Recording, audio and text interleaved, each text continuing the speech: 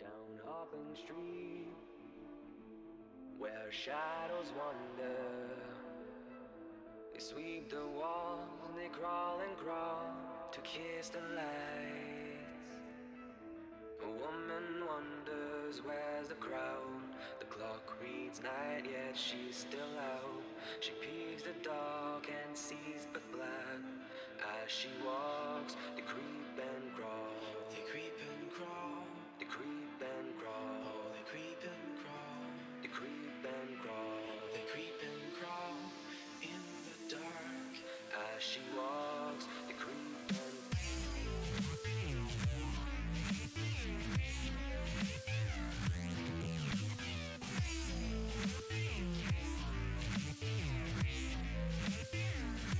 they creep and crawl.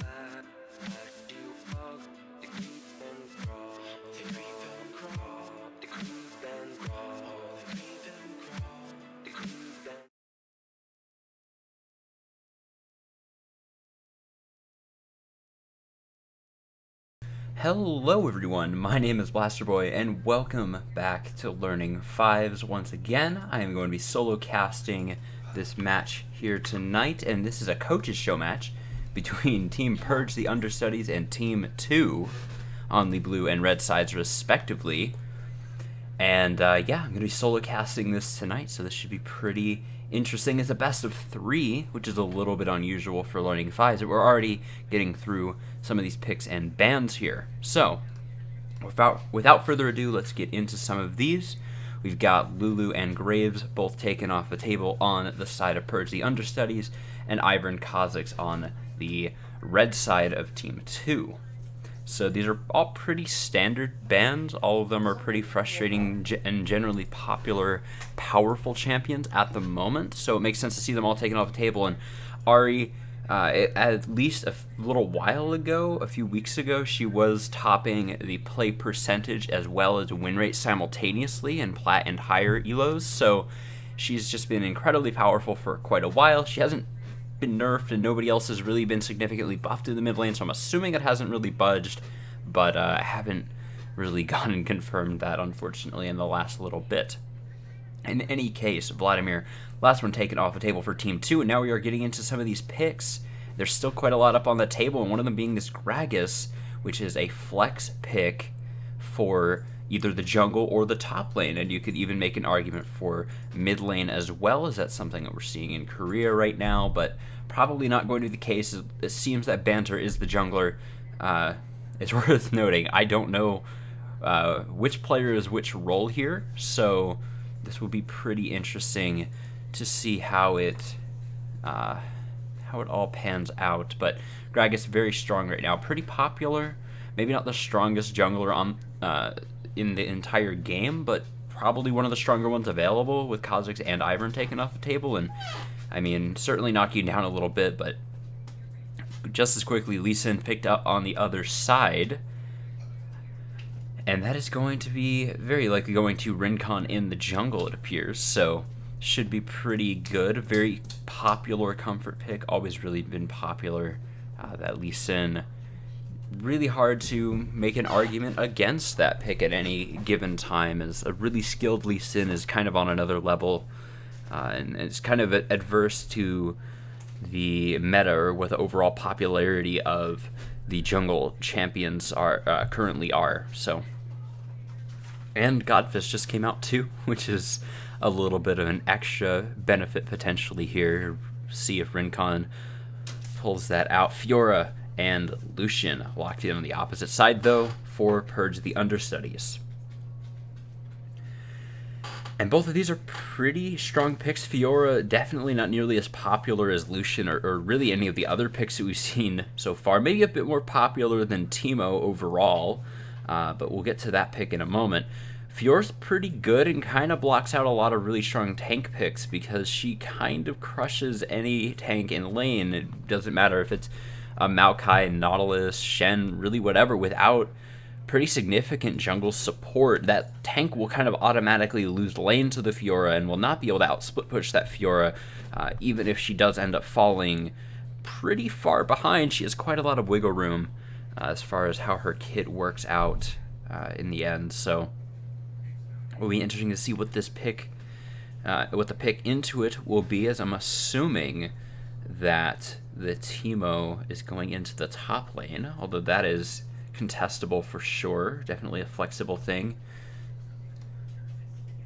Will absolutely be interesting to see. Oh, okay.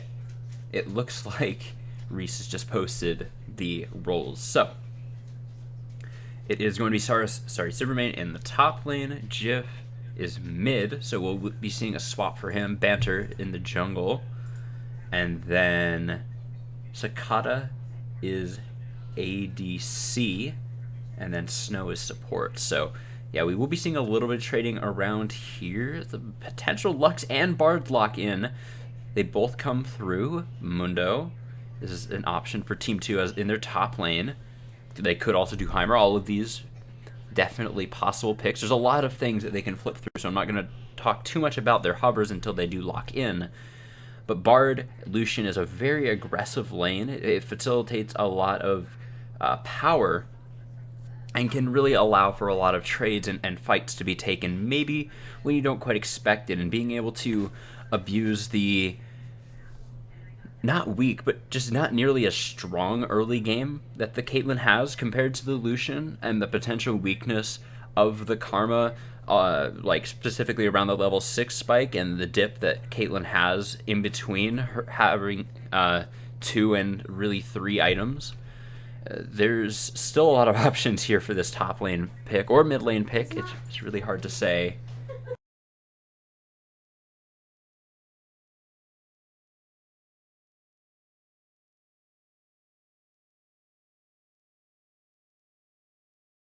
In any case, we do have a Yasuo locked in, which is kind of risky, I feel like, to put that completely on your back. When you're the sole source of a knockup or any knockups on your team, you need to play really well on the Yasuo in order to really have a big effect, assuming you're not just 1v1ing.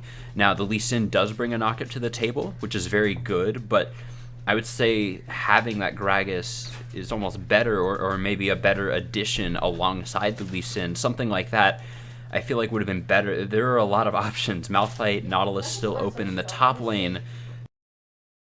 Potentially could have been picked up instead of the Teemo to help out this Yasuo a little bit more, but whatever the potential weakness of either of these teams, or this Yasuo specifically, it is something that is locked in for Team 2, and they are looking to take to the Rift and hopefully be able to pull game number 1 off. But overall, if we zoom out and take a look at these compositions, as we do have a little bit on the spectator delay, we've got a pretty strong top laner, but a pretty cheesy, potentially top laner in Teemo. He can do a lot of pretty crazy stuff. He can bring quite a lot of damage to the table, and maybe unexpectedly, if Sorry Silvermane does not properly respect this Teemo's damage early on, could very quickly snowball a little bit out of control.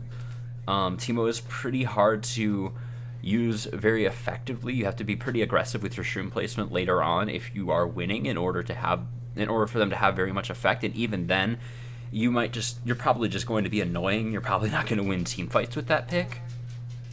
So I wouldn't be surprised to see NA Best Teemo stick mostly to split pushing this game and trying to duel this Fiora if he's able to hold up in this lane at all.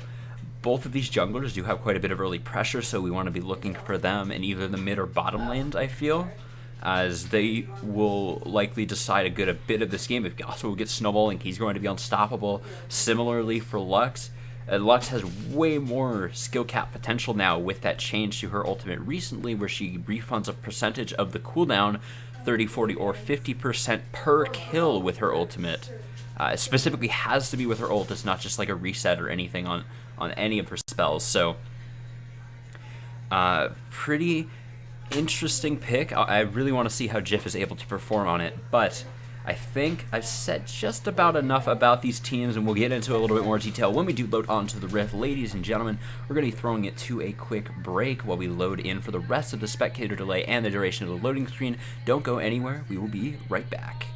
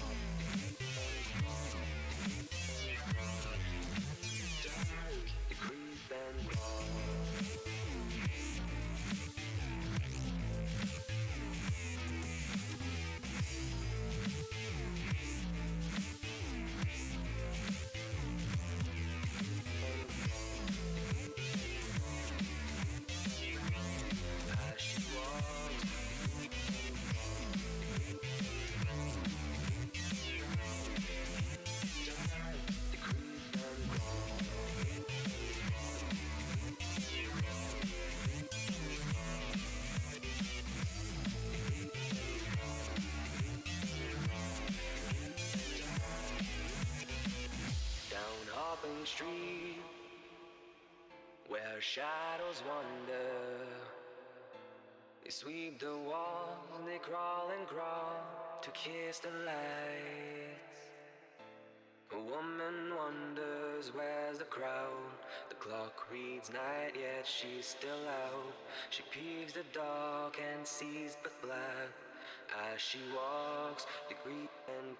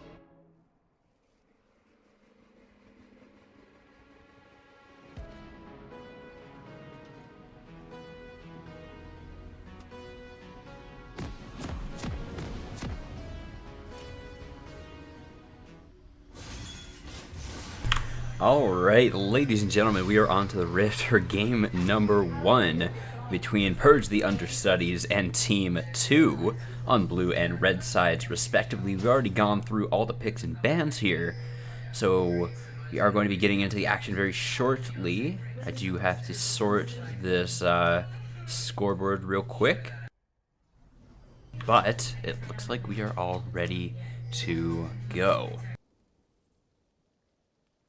So it looks like I accidentally hit one of the function keys here, but we do have a little bit of cheese coming through, and they've only spotted, sorry, Silvermane, they had no idea that everyone was over the wall. Their lives goes down for first blood. What a crazy decision from Purge the Understudies, but it paid off immensely. As they do grab that first blood, they burn 3 flashes, but they trade it for 2 and a heal on the opposite side, plus they got a kill as well, in spite of Liza's flash. I wish I hadn't hit the function key there by accident, because we had no vision of that. We had no idea that was coming, and all of a sudden they just flash body slam over the wall, and holy cow, what a crazy, crazy start. That wasn't quite the patient play that came through when that type of play originated, but I mean, it looked like battle lines were just going to be drawn pretty much as normal. But the bottom lane is going to be a little bit awkward still, because the blue team, Purge the Understudies, is leashing with their duo as opposed to a completely different start on the other side of the map.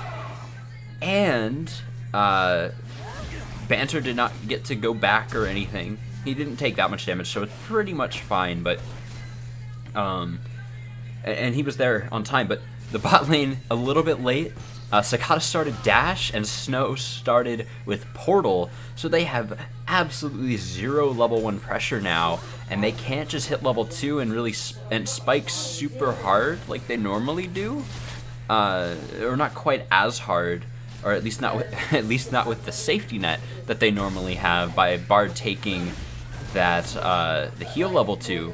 Now Lies stepping forward very intelligently here, trading autos back and forth with Snow and Sakata, just trying to get those spell thief stacks to come through as much as possible and get some of that money. But sorry, Silvermane actually laning up, no, not laning up against Setsuna here. Setsuna just roaming out of the mid lane entirely. Pretty interesting decision to go for a level 2 Roan. That doesn't really put him down too much on CS at the moment. However, he's going to lose quite a bit of control, I feel, as he's lost half his health. He already didn't have a potion. Lai stepping a little bit too far forward, but no, Sakata hit the cannon with the double tap instead of Lies. Cost him a crazy amount of damage on that trade. Not quite able to make that work as well as he wanted to initially. Now Rincon coming into the mid lane. Setsuna looking to follow up. Jif is completely caught here. No flash up until the very last second. And he's burning with red buff, but it won't be enough. And the patience the patience for Jif there was absolutely huge.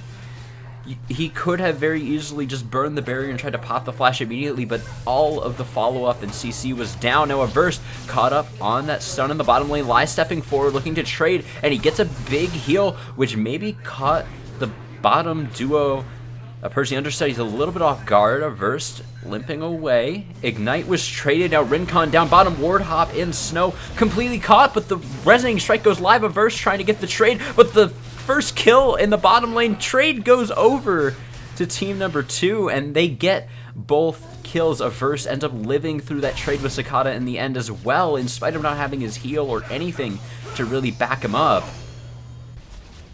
Incredibly clutch. He had single digit health, less than 5 health there at some point, most likely. Incredibly close trade, but completely in the favor of team 2 down bottom, and that's in spite of that cheese coming through at level 1, which is a little bit heartbreaking, honestly, for Purge the Understudies, because it looked like they were ready for just about anything, making that kind of crazy call, but simply not the case. There's still plenty of room to bounce back. Lucian Bard is still a very formidable lane, and Lucian is still in a pretty good spot item-wise. He's got that double longsword along with the Doran, so he will have quite a bit of damage here. He's not really losing out on damage, only really sustain, and that is just a vamp. So not a huge deal here in the end as far as trading goes. The big deal is the summoners being down, I feel. Now Reverse having both flash and heal, but maybe hold that thought. Jif getting ganked in the mid lane, popping that barrier this time, and that will be enough to save his life. League of Banter coming in onto Rincon, looking for the trade back. Barrel down, Rincon taking damage, dashing up the lane, a little bit greedy, has to flash away from the Cosmic Binding, cannot afford to get caught. Jif cannot either. Now Setsuna not quite getting knocked into the barrel, but still body slammed around and having to flash away from the Light Binding and the Cosmic Binding. That is Cosmic Binding, right? Okay, I need to check that now. Yeah, okay. I know what I'm talking about. No, Setsuna stepping a little bit too far forward. Now Banter is incredibly low, but he's going to be able to make it out, and likewise for this Yasuo. Oh, Sakata fighting down bottom. Lies trading with Snow in the Tri-Brush. It's a little bit risky for Lies to do this on one hand, because there's not a lot of wave control for Reverse. He can't really step away without potentially losing a little bit of farm. But with Rincon invading on the mid side of that jungle, ooh, that was really close to a kill for either team. If Rincon had committed much further than that, he would have likely gone down there under the tower with Jif falling back. Setsuna could not have really provided too much in that instance. Now Jif incredibly confident here, having that level advantage, and Sorry Silvermane in the wings. There's the binding, but such a clutch wind wall. It does not matter in the end. Sorry Silvermane is there to take him out in the end. Now Lies stepping up, looking for more trades and finding them repeatedly here. He just has so much money right now. The Spell Beast is gone, and so is Sakata's health bar.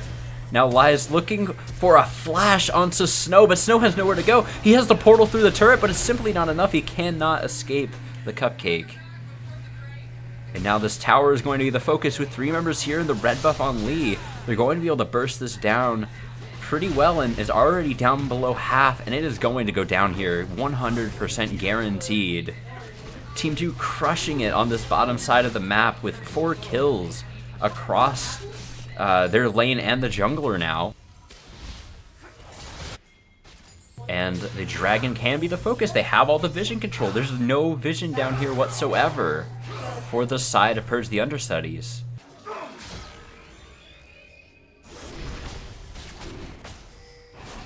And yeah, now here we will see this dragon picked up. It's a Cloud Drake. It could be better, but it's still not bad. It's still definitely good to get that dragon rolling a bit early. Rincon, oh, what? Snow, what are you doing? He waited a little bit too long for that portal to come through.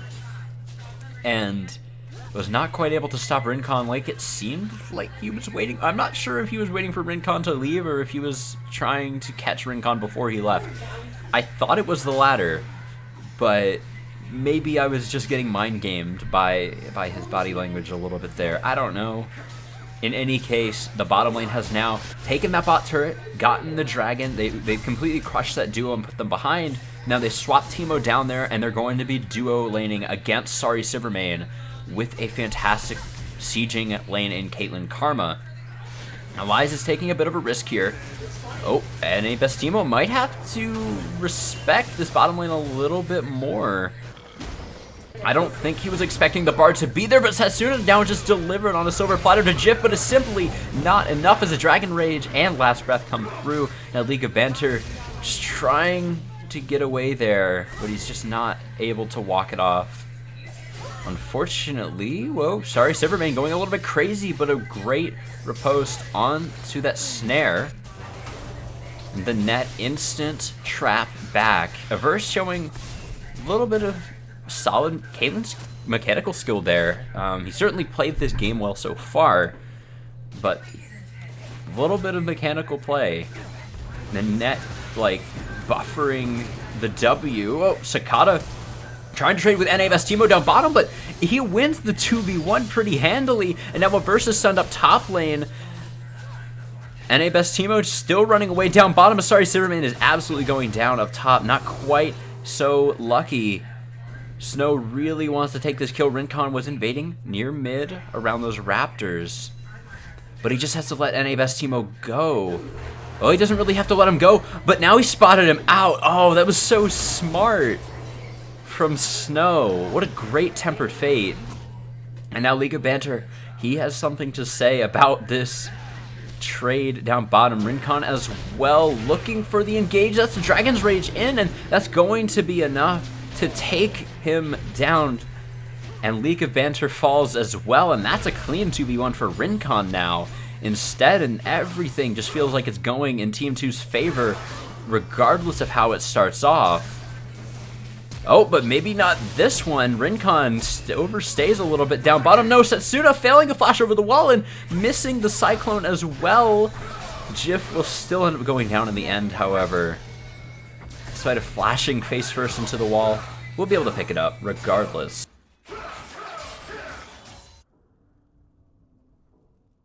And this is already a 4,000 gold lead for the side of Team 2. And Averse and Lies just still trying to push in this top lane. They weren't quite able to get the turret as quickly as they may have wanted up top, but it doesn't really matter because they got a kill already. They're looking for another one now with the help of Setsuna. They're looking for a dive. And the bot turret has still not fallen in the first place for them down bottom. Well, that's a little bit redundant, but right now Lies no flashing up to the wall just to get locked down by Cosmic Binding. And that's a great catch there. Now there's more members coming in. Jif roaming up to the top lane as well. Now this is a 4v2. That's a flash onto Averse, and Jif tries to drop the final spark onto him as well, but he's not quite able to do it. Setsuna having to back away, taking quite a lot of damage from Sorry Silvermane. There's still a big opening here. The wind wall is gone, and that is the Cosmic not the Cosmic Binding, but rather the Lucent Singularity from Jif taking down Setsuna. And this pushes Reverse up top, but on the opposite side of the map, the bottom lane is just getting absolutely crushed by the duo of Rincon and NA Best Teemo. The mid turret is also being pressured by Purge the Understudies, but Sakata is a little bit overextended here. He's going to have to back off as quickly as he can. Rincon flashing forward off of the Ward Hop with the Dragon's Rage, and the Blast Cone will simply not be enough to save Sakata. Not even enough to give him any distance, and just as quickly as those buffs went over to Sakata, Rincon has them back, basically. Once he found him into sights, he took him right down. That's a Tempered Fate drop, but sorry, Silvermane still picked up with the resonating strike, but it's simply not enough as NA Best Teemo walks a little bit too far forward, just ends up getting deleted by Jif. Jif's damage is actually pretty considerable at this point, and there are some members coming through from Team 2 that object to this blue buff being taken away, but there's not really much they can do about it. Their top turret has already fallen. They're slowly, or not really slowly, very quickly losing control of the map, and now they're trying to take this fight, but it's simply not something that they want. League of Banter ran out of mana, but now the same can be said for Liza. Jif ult goes wide again, but Liza is going to end up turning into a very nice heal field for Sorry Silvermane. A verse stun to the wall with a Cosmic Binding, and Sakata picks up the kill. Now Rincon locked up all alone in this in the Rift Herald pit, and he is going to go down. Another kill to Sakata, and this Lucian suddenly coming back into the game as a second kill onto the Lee Sin alone, both killing blows to this ADC. And he's picked up another one now as well, just onto Adverse a moment ago. Considerable push down in the bottom lane, still something that has to be focused on, and that cannot be disregarded nor ignored. However, it was kind of fruitless for Setsuna, in spite of that big fight up top and a lot of numbers being up there on both sides. Ooh, NA Best Teemo stepping really far forward, going for that Gunblade build, kind of behind on that. Not really behind relative to his laner, but just a little bit slow on that item pickup so far. If you look at his gold, he's only at 20 or 5,300. I think he should have about enough now. He's maybe 100 or 200 gold off, just a wave or two. A wave or two away from being able to pick that up for himself, but he does not have it yet. We do see him backing, so he should have it now. Probably looking to pick up that top wave off of that recall. But right now the Dragon is available. That is, there's no teleport for NA Best Teemo. He has Ignite in that top lane. He wasn't able to make anything really happen with it, unfortunately. But now, speaking of things happening, Lies is caught out, and Banter, he takes a trap as well. Adverse has the juke, the final spark. But that just means that Jif still has 0% ult accuracy at this point in the game, and ooh, that was a really close binding for Reverse. This mid lane turret will go down the first of the game. Going over to Purge the Understudies. Sorry, Silvermane and Setsuna dueling it out in the bottom lane. And the ult goes, well, the riposte rather goes wide for Sorry Silvermane, but the ult does not for either side. And Setsuna is just going to pretty handily lose that fight. And it really does make a lot of sense, considering Sorry Silvermane already has Trinity Force completed 4-1-2 on the Fiora so far. Doing pretty well, all things considered, for his team. But then again, KDA-wise, none of them are really looking half bad anymore. This steal trying to come through from Rincon, but it's simply not enough, and now he's just left all alone in no man's land. Snow taking the magical journey through towards the mid lane, looking for a pick, but not quite able to find it anywhere. Now, the whole of Purge the Understudies will be backing off. 13-13 is the score. They've halved this gold lead since we last looked at it.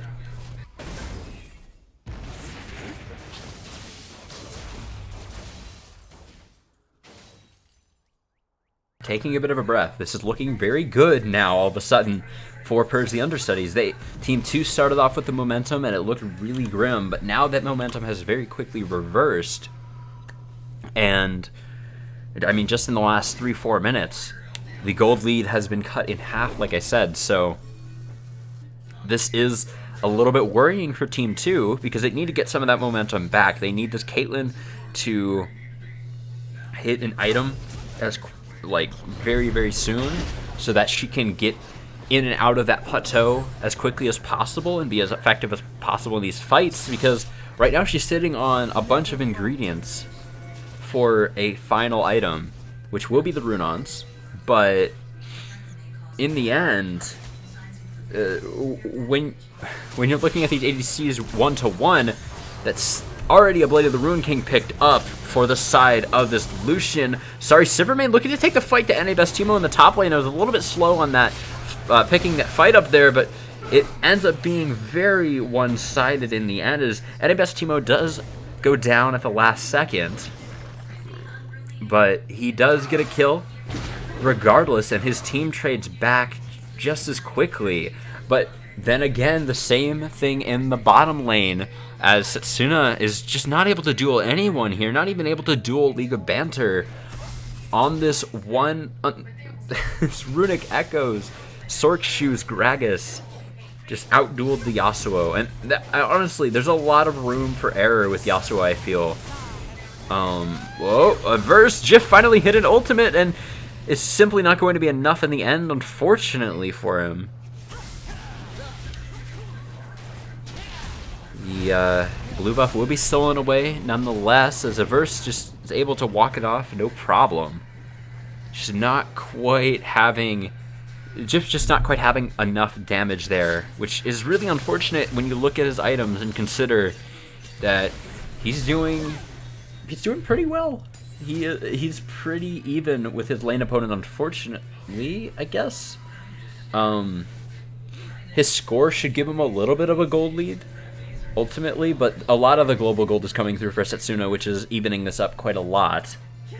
I was a 3,000 gold lead for the side of team number 2. Team 2. So they're in a good spot. They have that momentum just slightly back in their favor once again. Caitlyn finishes the first item. Lies is in the enemy jungle. This is based off of information that already exists on the bottom side of the map. The Baron is going to be the main focus coming up, and Lies knows that. Lies also knows that they have enough vision in the bottom lane and enough information in the mid lane due to champions being there, and most importantly, their champions seeing enemy champions there, that he's able to very safely dip into the enemy jungle while everyone is sidetracked in the mid lane, clearing the wave. This is not a smart play, though. Flashing away, just kind of confirming that the Cosmic Binding would pin him to the wall, unfortunately, and he just gets completely picked off there. Speaking of picked off, Setsuna in the bottom lane as well, and that's a great riposte from Sorry Silvermane, and he's going to be able to heal just about all of this damage back up.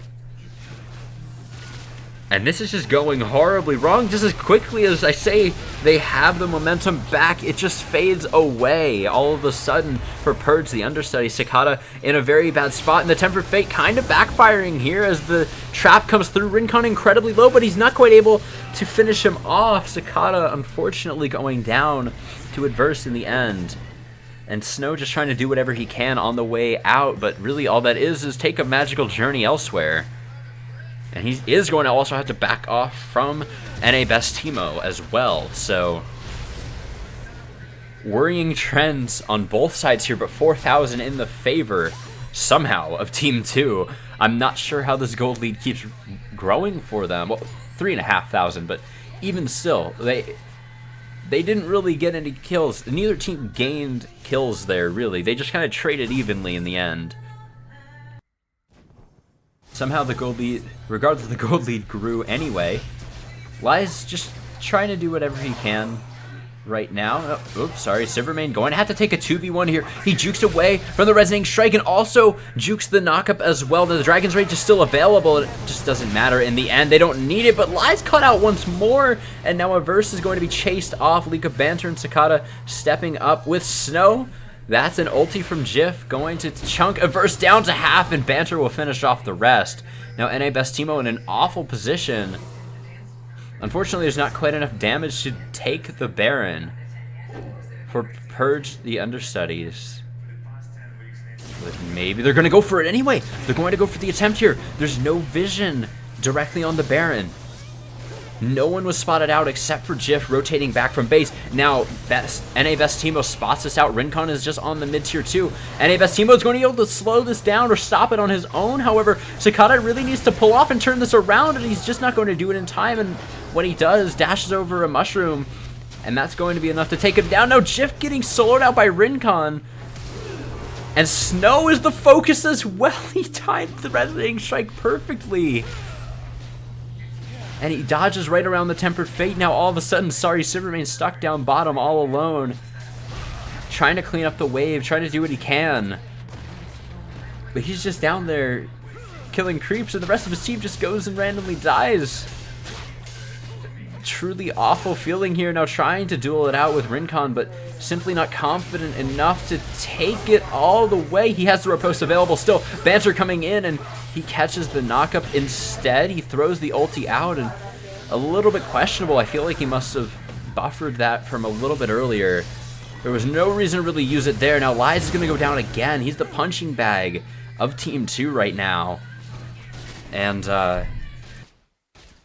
Purge the Understudies taking out all of their frustration right on him alone. Rincon kind of revealing his position, but it doesn't really matter. Setsuna, okay, they need to communicate a little bit more clearly there and make sure that nobody's going for anything too crazy. Setsuna almost stepped up to duel, sorry, Silvermane, when Rincon was not ready to take it. Could have potentially been disastrous, but hey, we throw it to a pause. We can take a breather for a moment, step back, 6,000 in the lead for Team 2. And they're looking really, really solid right now. So far, Cicada DCing will have to come back. Fortunately, at a pretty good time, at a bit of a lull in the action. It's been pretty much back and forth the entire game. Nearly a kill per minute per team right now. So, very, very formidable amount of action. And, man, if this rate carries on, we might just pass the action-packed game that was just at the MSI play-ins. I just saw the Brazilian team there. I don't know how to pronounce their name. Red something. Just finished the game 41 minutes with 40 kills. Like, that does not happen in pro play very often. That's absolutely nuts. And the other team had like 20 or 30 kills too. It wasn't a one-sided game either. It was a really bloody game. It was crazy. This game's looking to be pretty similar, except significantly more even.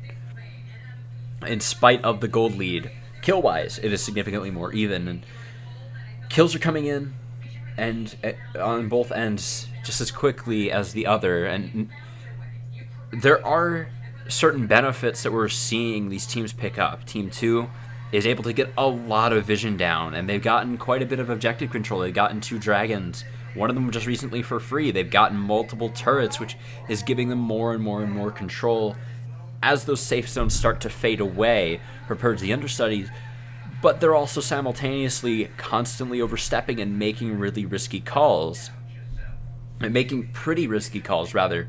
Purge the Understudies pretty much doing the same thing. They don't quite have that foothold of vision, and they don't feel like they have the map control. But in spite of their item deficit, they're still making good and bad calls. They're still overstaying. They're making the same mistakes that Team 2 is making, which probably shouldn't be happening. Honestly, it's a little bit of a weird situation. If I had to blame, if one of the teams had to take more blame than the other, I think it would most likely be Team 2, because they shouldn't be making as many mistakes as, they shouldn't be losing as many people as their opponent is when they have such a significant gold lead. When you have a 6,000 gold lead, that's a lot of items. We see in the jungle, it's about an item and a half or so, or about an item just for Rincon. It's the same story. It's about half an item in the bottom lane. It's pretty similar. In the mid lane, Setsuna is keeping pace, or maybe even a little bit ahead of Jif right now. He is 400 gold ahead of Jif, just off of global gold right now, in spite of his lackluster score at the moment.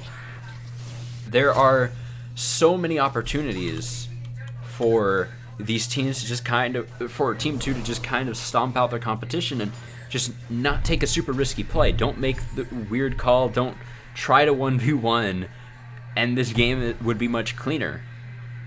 It is just kind of a fun show match. So I'm not going to complain about people getting deleted like Jif. Rincon going in for the risky 1v1 or 2v1, or hey, maybe even a 3 or 4v1, depending on who you want to count here. Cicada looking to take Rincon down, but Banter will clean it up in the end. Sorry, Silvermane and NAVS Timo just kind of duking it out in the bottom lane very calmly right now.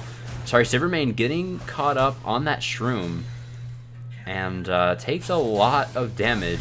Timo is doing quite a lot of work at the moment. ultimately, certainly not complaining about the bloodbath, but this game could be considerably cleaner from Team 2. Rincon did not need to delete Jif there at all. Deleting him is great, but making that type of play and then just backing out is completely acceptable too. That's already a play that that in most cases probably shouldn't work. If you can make it work, sure, go for it by all means. But I think it was a little bit greedy for him to try and go for very much more there, and that was exactly what he did.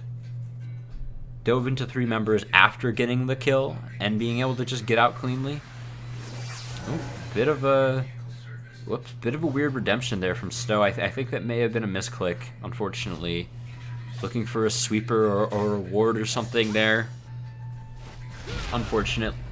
That's actually going to cost him quite a bit in the next fight now, because that's a very large chunk of healing, and it's an incredibly effective item right now. It's almost too powerful. Maybe it is too powerful, even just straight up.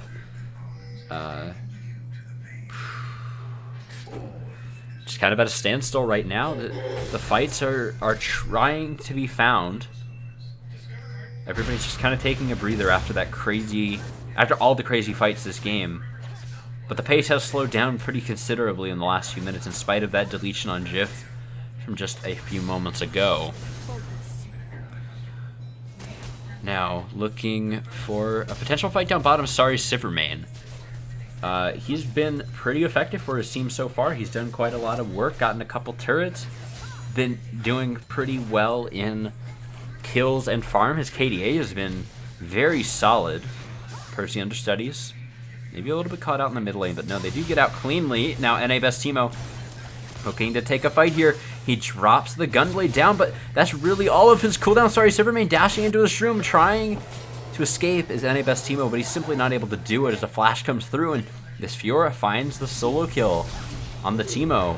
Really, as it should be. Now, Lies caught out again and absolutely deleted her. He got Jensen. He had no chance to do anything there at all. He didn't even have his flash, but whether he did or not, he would not have had time to use it there. That was instant burst. Down to half and then from half to 0.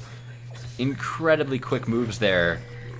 Setsuna trying to be the tasty bait here. Rincon diving in onto Jif, but he's not able to find anything. Now Setsuna's in an awful position. The final spark is available, and there it is. No, doesn't quite land. Setsuna flashes away from it. Sakata just pushing up the mid lane versus Averse here. And Averse is trying to escape as best he can, but Banner just deletes him again. From half health, one hit, the Lichbane proc on the Gragas W. And the Gunblade empowered auto as well. Disgusting amounts of burst from this jungle Gragas here. 11 kills, he certainly earned it. And now this Baron is going to be the attempt again. Oh, but now, sorry, Silvermane a little bit caught on the bottom lane. He has to respect this still.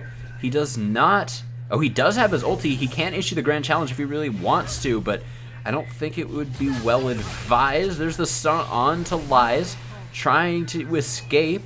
I don't think he's going to be able to, though. NA Best Teemo just needs one more auto, and he's going to find it. The Baron is picked up on the opposite side, though, a little bit slower than maybe they would have liked, but they do still get it in the end. And Rincon, of course, as you would expect, looking to stop any of those recalls if he could. Maybe all of them, if he really wanted to. I wouldn't have been too surprised, honestly, if he had queued into everyone there. But nonetheless, he decides against it, not able to stop any of those recalls. The Dragon is picked up for Team 2 in the end, however. But just 3 kills resulted in a turret, another turret for Purge the Understudies, and the Baron. And the Baron is a lot of money. Now they're only 600 gold down.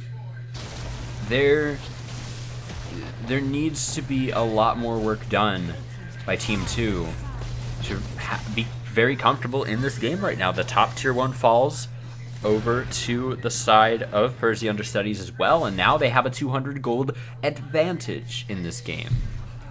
And that's kind of crazy how quickly this all really feels like it fell apart. We're 30 minutes into the game. Nothing has been a very quick process here for either of these teams. But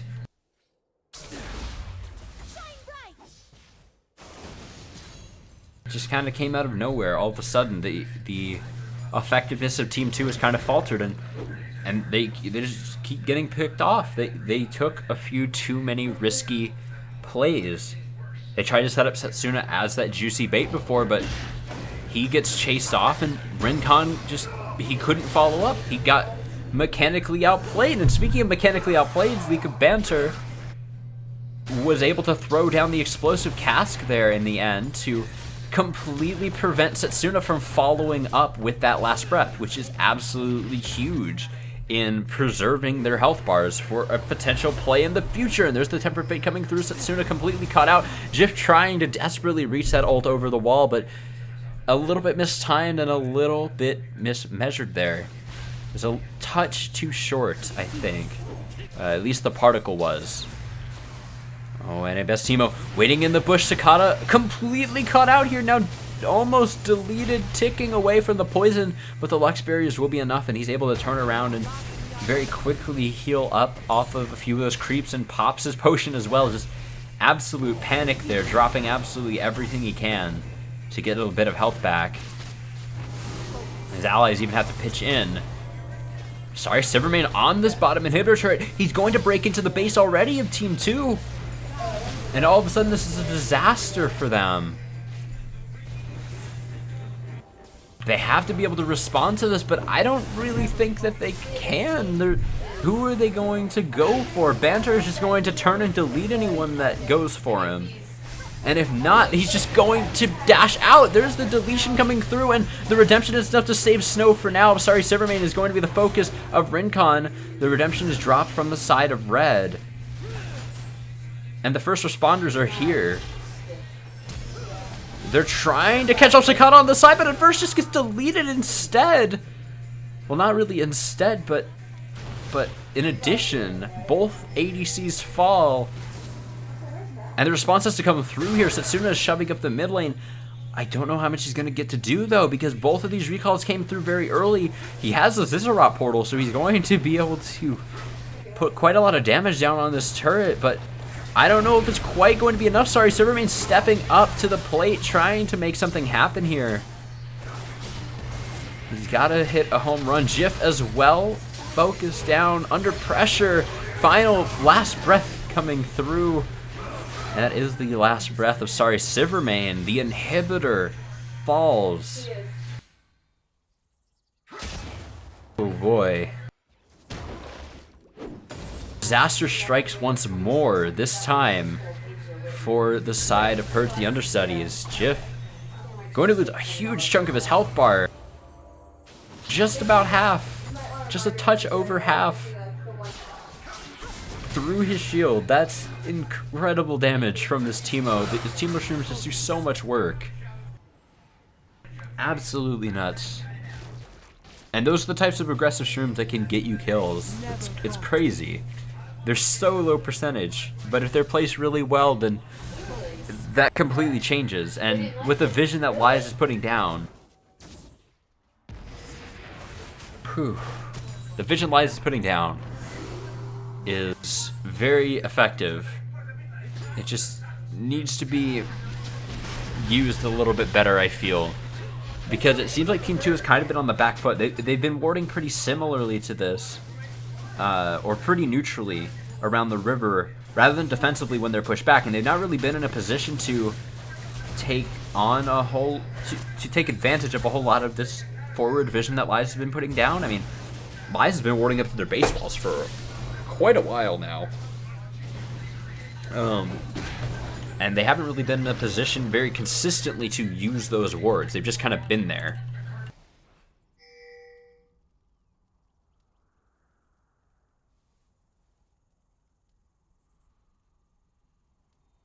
A little bit of a lull as we wait to see if either team can find some more picks here. Nobody really wants to show their cards right now. Sorry, Silvermane, he's going to be able to heal all of the damage that he took from that one Teemo Shroom back up. But he is going to get a little bit more than he bargained for here. He does see Rincon come through. He has the riposte available. He can outplay this completely, or he could just straight up escape.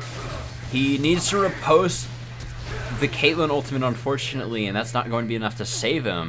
The flash does come through from Setsuna, so it is a 1-for-1 in terms of summoners. The resource commitment was huge from the side of Team 2, but it doesn't really matter in the end because, I mean, ultimately they weren't punished for it, and the Elder Dragon is now being started up. There's little to no vision, and it's already dead. No, Jiff! He had something to say about that, and he just took it right away out from under the noses of Team 2. And Rincon just simply smited too early. He was too confident in their... He was way too confident that they had zoned everyone off. He thought they were completely fine, so he smited a couple hundred health early. What's the big deal? I'm just going to execute it, he thinks. And now, I mean, quite a lot being thrown at that wind wall. Takes it like a champ. Better than a champ, even. Champion would, definitely run and hide away from the culling at this point, especially. Regardless. Holy moly, Jiff. Trying to put on the carry pants for his team here, but unfortunately, that role is already a little bit taken up by Sorry Silvermane early on, and more recently League of Banter. Jiff can still deliver for sure. I mean, that's the beauty of this composition, I feel like, for the side of Purge the Understudies. Pretty much all of their champions do just come down to their own mechanical play. If they're played poorly or suboptimally, then they don't do incredibly well. But if they're played really well, then they just do really, really well. They do a lot good. And, oh, I thought that was a little bit of miscommunication there, but the explosive cast just keeps NA Best Teemo in that Tempered Fate anyway. Rincon looking to take this fight onto League of Banter. Double redemption dropped, and both teams will be healing off of this. Adverse is caught on the backside by Lucian, popping over the wall with the blast cone, and now this is going to be a Lucian flank coming through. Rincon jumping forward, but it's a little bit more than he bargained for, as he's now trying to limp away. They don't seem to know or realize exactly where Sakata is. He tries to take the duel, but they find him out too quickly, and he just gets deleted. Rincon is all off on the side. NA Best Teemo caught up in the top lane all alone. And this fight is still turning back and forth. Setsuna needs to be able to outplay this, but I don't know if he can. Sorry, Silvermane coming back in. Rincon shuts it down. And Sorry, Silvermane now needs to pull off the 2v1 of his life here, but he's just not able to do it. And what an absolutely crazy fight. 3 for 5 all over the top lane. It took about 45 or so seconds for that whole fight to unfold. So long so that just about every ultimate is back up. The Dragon's Rage from Rincon is just about to come back up, but this Baron is going to be picked up for Team 2 right now. And that is absolutely exactly what they needed to get this gold a little bit back in their favor. Now sitting on a 2,000 gold lead. Team 2 is in a prime position to take this. The only thing they're lacking is that inhibitor being down in the mid lane, but they don't really care about that all that much. I mean, that is something that can be dealt with very, very quickly as they move forward with this Baron buff now. They can play a 1-3-1 if they'd like. They could play a 0-4-1 if they'd like. They have a lot of options. They could even just stack as 5 with a Caitlyn Karma. Threaten to dive with some good ward control flanks, which Liza's providing them with fantastic ward control, has all throughout the game. And they have pressure on the flank with Rincon. Just kicking someone anywhere puts you immediately at risk of getting hit with that last breath as long as Yasuo's in the area. They do appear to be looking for a 4-1 though, and it's kind of like a half-hearted 4-1. They're partially like looking to split here with the Yasuo bottom, but they're also kind of like sitting in between the lanes, looking to rotate if they need to. Jif is going to get deleted, and there's no response. There is absolutely no response at all from Purge the Understudies. They can't get there fast enough, and now this inhibitor in the mid lane is under fire. Sakata needs to be able to get some damage in, but he's simply not able to step up, not as confidently as he would like. The bot lane can be contained by Silvermane. Sakata loses a lot of his health just to a quick binding dart from the Teemo. Now Rincon looking to dive in, but he doesn't have his ulti. He's a little bit greedy. How did Lies get there? Why is he not with the rest of his team? He's going to go down 100%. The bottom inhib is going to fall, though, with that distraction on the top side. Silvermane getting a little bit caught out, but Sakata is not caught up as well. Now he's dancing in and out of the redemption, but favors to go back in. The GA down, and that's a huge temper fate onto two members. Sakata looking to shut this fight down, and Vanter will be there to help as well. What a fantastic tempered fate from Snow. And even though they lose two inhibitors, the fight is purged, the base is clean. And the Baron buffs are nearly spent, regardless of whether they were all taken away or not. I think they just completely expired even. They only had a couple of them. They didn't have very many. Only 3 or 4 actually. So all the Baron buffs are gone, regardless of whether they would have expired by now or not.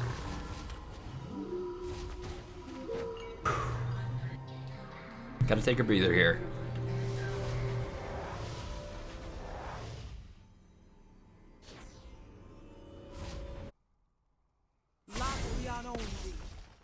Ladies and gentlemen, this is the first game. This is game 1 of a best of 3 between these teams. If this is any indication, then this is going to be absolutely crazy for the rest of the match, for the rest of the series.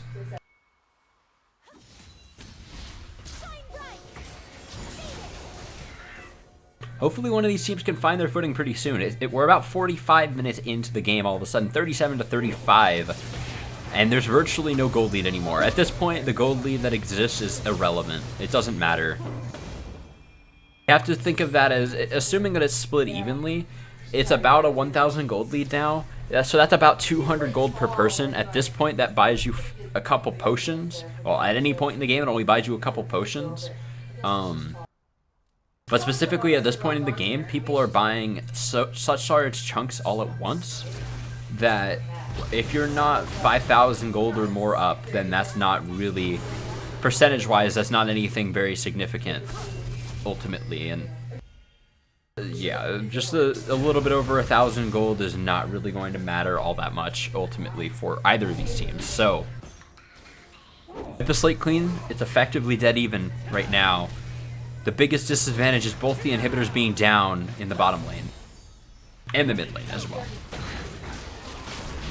On the bottom half of the map, better way to put it, these team mushrooms coming through, but they're kind of all being wasted, and they are pretty costly. No, Rincon diving in a little bit too aggressively, and I mean, they escort him out like they're professionals, but this costs them quite a lot. Sasuna's immediately deleted in the middle of the fight. Now Sakata popping off and pushing forward, trying to find whatever damage he can. Stopped and distracted by the Teemo Shroom. Rincon just going a little bit too deep there, and they had to spend so much to get him in and out for absolutely no return that it costs them hugely in the end. Now Rincon a little bit caught, and Lies deleted by Silvermane, knowing his damage incredibly well. Rincon is the focus, and he's going to get locked down. He has nowhere to go. The Teemo's trying to be the target for him to jump to in the back line, but it's just not meant to be. And the kill comes through onto Adverse as well, and Siege expertly broken by Purge the Understudies.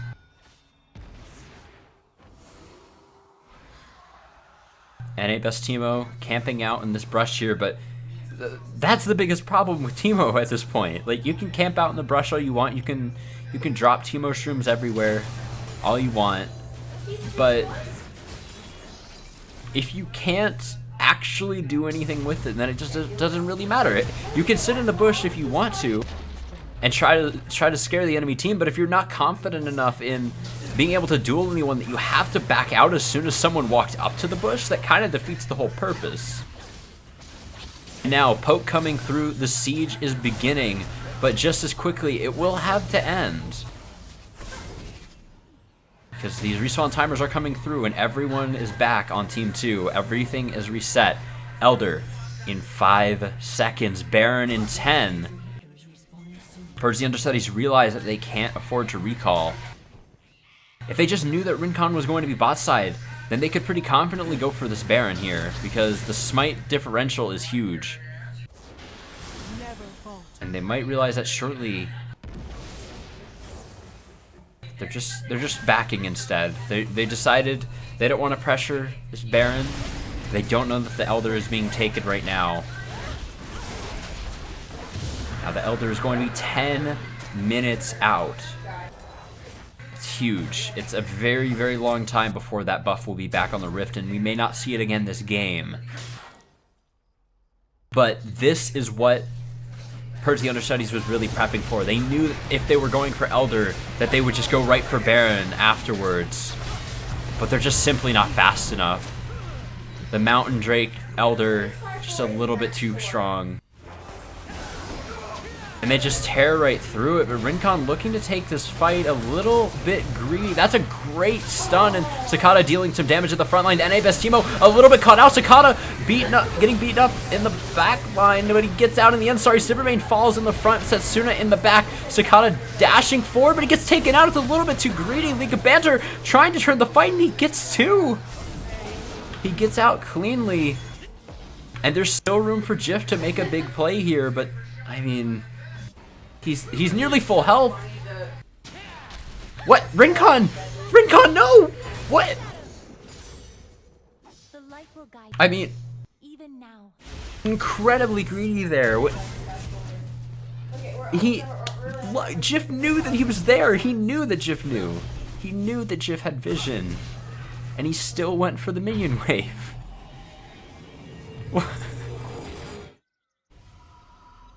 Oh no, Rincon, that was a very bad decision, and now incredibly costly as well, as Lai's the only one out, and that only leaves them with 1 Baron buff and 1 Elder Dragon buff. And this game is set back just a little bit further. Gold lead is now there for the side of Purge the Understudies once again. Adverse needs to deal as much damage as possible in these fights, but he's just simply not in a very good place to do it. Look at his build. Look, compare and contrast the builds here. Think about what Adverse is losing. He's already going to be very safe, but there's an ADC that wants to dash up into his face. There's a Lux that can pick him off from a long distance. There's a Sivir and Gragas that want to catch him out and get it up in his face, and Snow wants to catch him out from a long distance as well. We might have a pick here onto Lies. He's gone for Sterix and Moth is ultimately what I'm getting to. It's incredibly defensive. He loses a lot of damage for it, and that is everything from Lies burned. He delays the recalls as long as possible, and this is Zizzarat coming through. But no, they back off. They know that they can't get anything further. They don't take the risk. But sorry, Silvermane is down bottom with a huge wave as well. Like, they have to respect the fact that the Fiora is down there. But instead, NA Best Teemo just sticks around a bit too long. Sorry, Silvermane gets the inhib. The response is here, but is it really enough? Sorry, Silvermane can simply riposte whatever he needs, but not if it's a kick flash. Absolutely beautiful there from Rincon. The flash seemed a little bit unnecessary, but that was meant so that, sorry, Silvermane had absolutely no time to react. So what you do is you queue up the animation on the kick, and then the flash cancels the rest of the animation, or at least hides it, so that it casts instantly.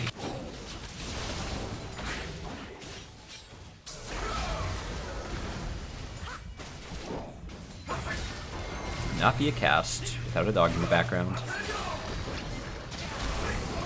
Oh, Rincon is in the back line. Setsuna gets a huge ultimate onto 4 members, but it's simply not enough. They're not able to finish anyone off. Sakata kiting his life out, and he's able to pull it off. Banter's incredibly low, but so is Setsuna, and he's lost all of his health. A huge attempt there, and they executed it perfectly, but it wasn't enough. And now that's very likely some heartbreak coming through from Team 2 as they had control so long in this game.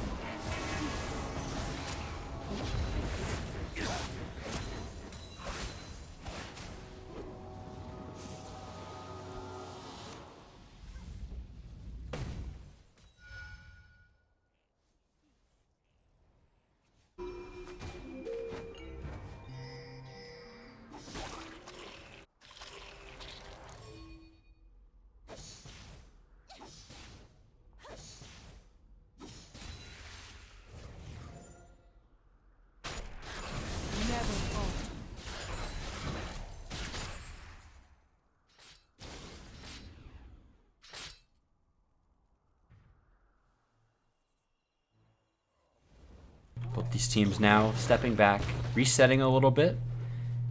1 inhib to 1 in the bot and mid lanes for, well, each of the teams. Each has 1 down. No other exposed for the side of Team 2 though, and there is still quite a bit of room. Whoa, Snow going crazy here, stepping forward, but at first gets caught and very nearly deleted, but this defensive build keeps him alive for a little bit longer, but not long enough. And now that's 2 picks out of absolutely nowhere. Snow with an absolutely crazy journey to close it out. Credit where credit is due, for sure. Sorry, Silvermane going to be able to close out the kill very nearly on Rincon. No, not quite. Now trying to riposte, but there's just nothing left for him to block. And Sakata looking to take this duel, maybe a little bit too greedy. NA Best Teemo not able to get the blind down. Rincon finishes off the kill in the end. Snow goes down, and Jif isn't able to finish off the kill, but Banter is. That is all the turrets falling, and the Nexus will be the focus now. 53 minutes, 54 to 42.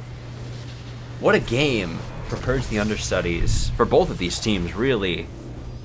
And that was just game 1, guys. We still have 1 more to go at least, possibly 2. It's hard to pick a clear winner after that, but I'm not going to waste any time here. There's way too much to talk about in any amount of time after that game. So I'm just going to throw it over to a quick break while we get the next lobby set up, and we will be back in just a few minutes.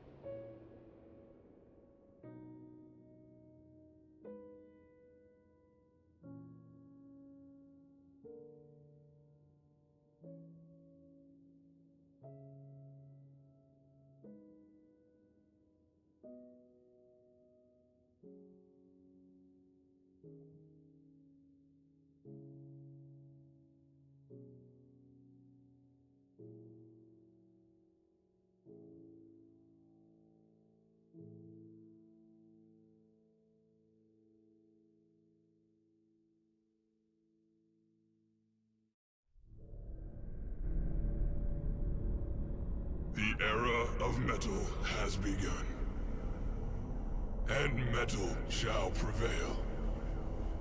For we know what they have done. 5 legends of our realm who sought to follow the path of their dark musings. But they did not know what they had summoned. Pentakill.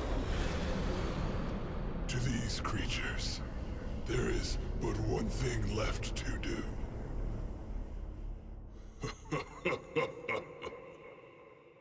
Heavy metal.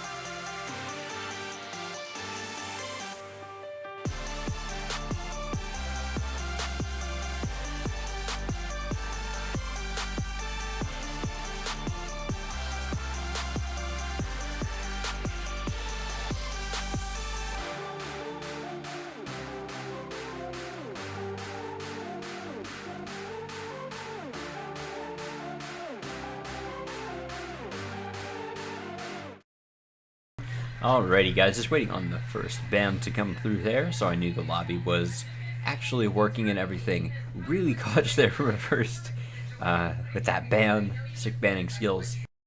But we are getting into picking in bands for game 2. Now, Purge the Understudies did take game 1.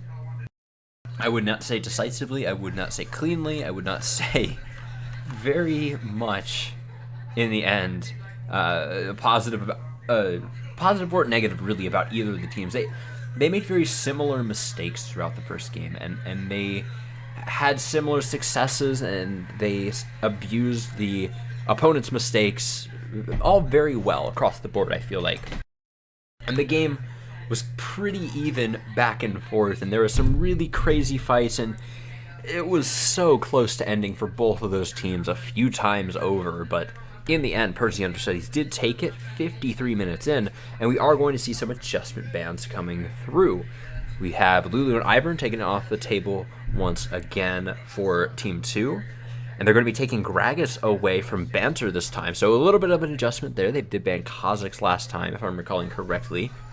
This time, on the opposite side, Purge the Understudies, we have Lee Sin and Teemo taken away, and this is in spite of a victory. It was incredibly hard fought, like I said. If you missed it, highly recommended. It was a long game, though, so buckle up. We might be here for a little while longer.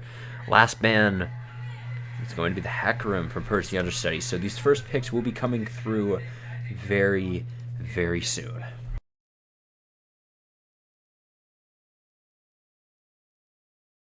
After the last game, I'm going to try to play it cool here in Champ Select and everything at the beginning of the game. So Graves was not taken off the table last time, but Banter seemed incredibly comfortable on that Gragas, so maybe even if it wasn't his first pick, it would still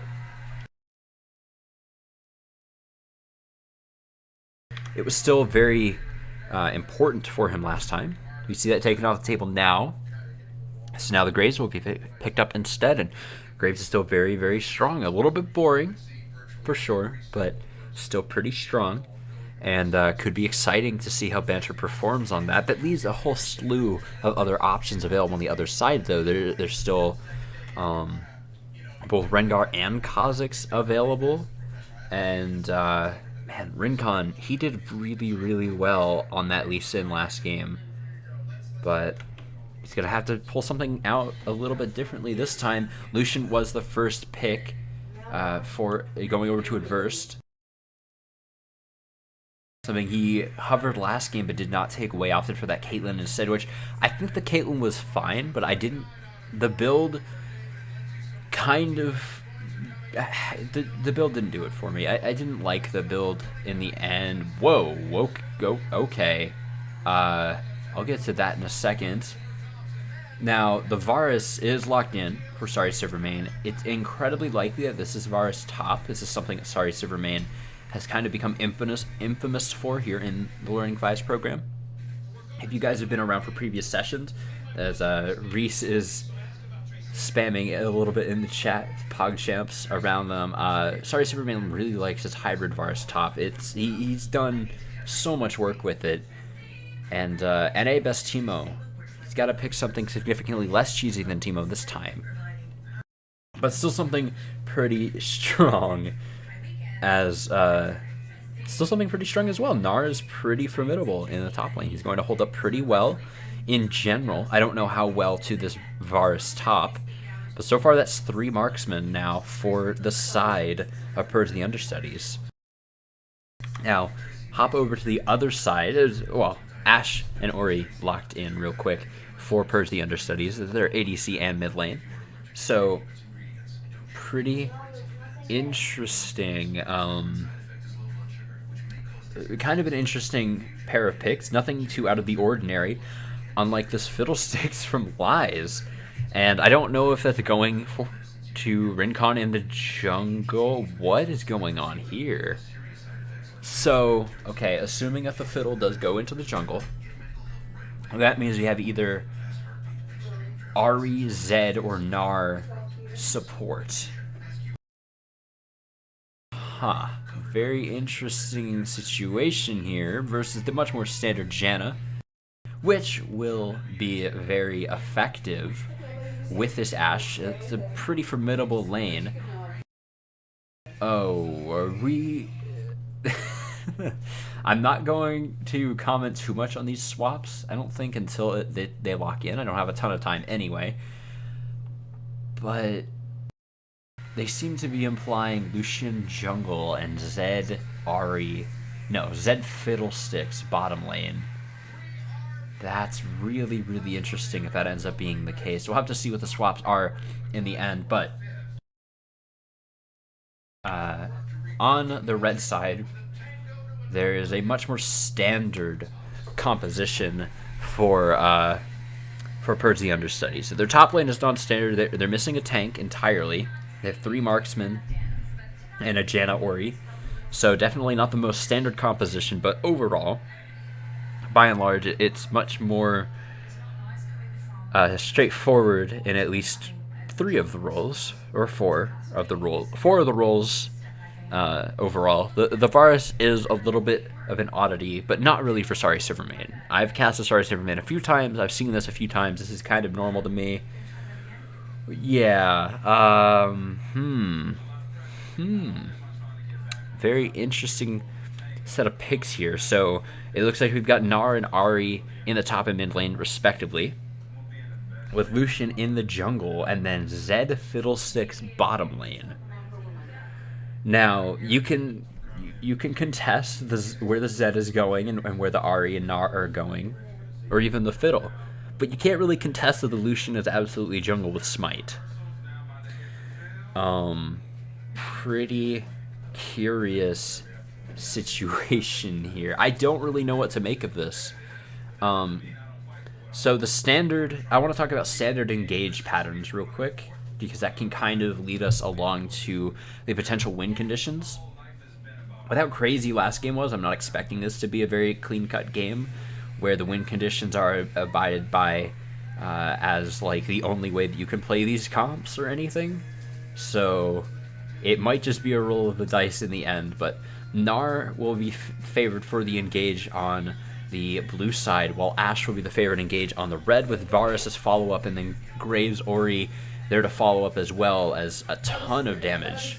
Janna is just kind of there for peel in case anything goes horribly wrong or that Gnar Ahri is able to pop off. Gnar will likely engage along with the Fiddle on the blue side, Lucian, Zed, and Arion follow up for supplemental damage, but there is very little peel here if anything goes wrong. And they're pretty much just all damage, all carries, all in on the side of Team 2. We'll have to see how this pans out for them on the Rift. I honestly don't really know what to make of this, so we're just going to have to see what happens, how this unfolds. So stick with us. We'll be going to a quick break, and we will be right back.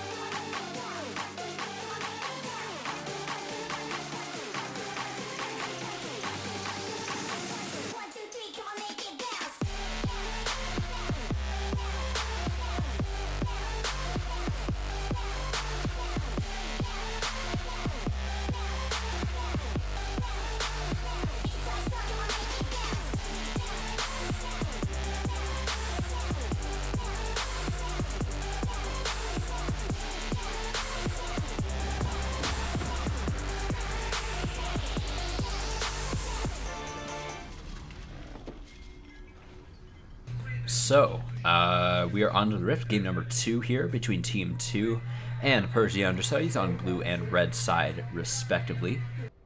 Purge the Understudies taking game number 1 in pretty decisive fashion when it all came down to it. But it was a pretty back and forth game. It was incredibly crazy and so long. I don't know what's going on here. Team 2 has picked really weird picks. They have a really weird team here, but I'm going to see how well they can make it work. So we do have a pause, so I'm going to throw it back to some music for a moment until we get back into the game. I'm not sure how long this will be. Hopefully not too long. Be right back.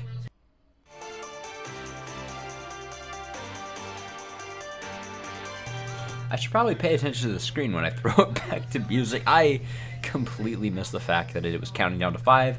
I was making sure that everything was working properly on the other monitor. Anyway, we're back. We're on to the Rift. Game 2. Blah blah blah. I already went through all of that stuff. There's no barred cheese this time. No weird portal to kick off the game. Get first blood real quick. There is going to be a 5-stack in this brush. And they're going to be looking for a potential pick here. There's no one in the tri-rush, which is a little bit odd to me, at least.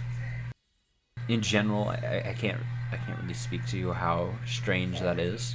I feel like that's pretty normal to have someone there, though. In any case, no one is there this time, and they realize they know where a verse is.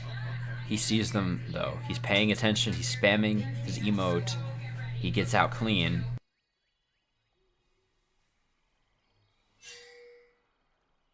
Hey, thank you, Snowflake, real quick for the cheer. Appreciate it. But, anyway, going to... Whoa, okay, a little bit of damage on Sorry to Remain. A little bit less than I was expecting, honestly. Kind of an odd catch there. A weird place to find someone out. But these lane assignments are really exactly how they came out on the tin, honestly. If you look at the player roles, if you consider all of them from last game, it's exactly the same. All the lane assignments are the same, just very strange champions. Zed, Fiddle will be pushing this lane very quickly. Fiddle's Crow does quite a lot of damage to creeps early on, and favors bouncing to multiple different targets back to back, rather than favoring the same target over and over. So it pushes the lane very quickly early on, and Zed also having his passive execute, starting with the shurikens, and also starting with a relic shield as well, gives him quite a lot of blast hitting power. Gets them this level 2 incredibly early, 2 minutes 30, they're already level 2. That's simply just not going to be quite the case for Cicada. They get it about a whole 10 seconds earlier, and the only reason Cicada and Snow really got it is because it was shoved in so hard. If they had gotten that kind of creep advantage while just freezing, that would have been an even larger lead, I feel. So maybe they didn't play it optimally, they played it exactly how their setup was expected to play it though. When you start Relic Shield on Zed, you're not really looking to slow push the lane or anything crazy like that. You're mostly just looking to push as hard as possible.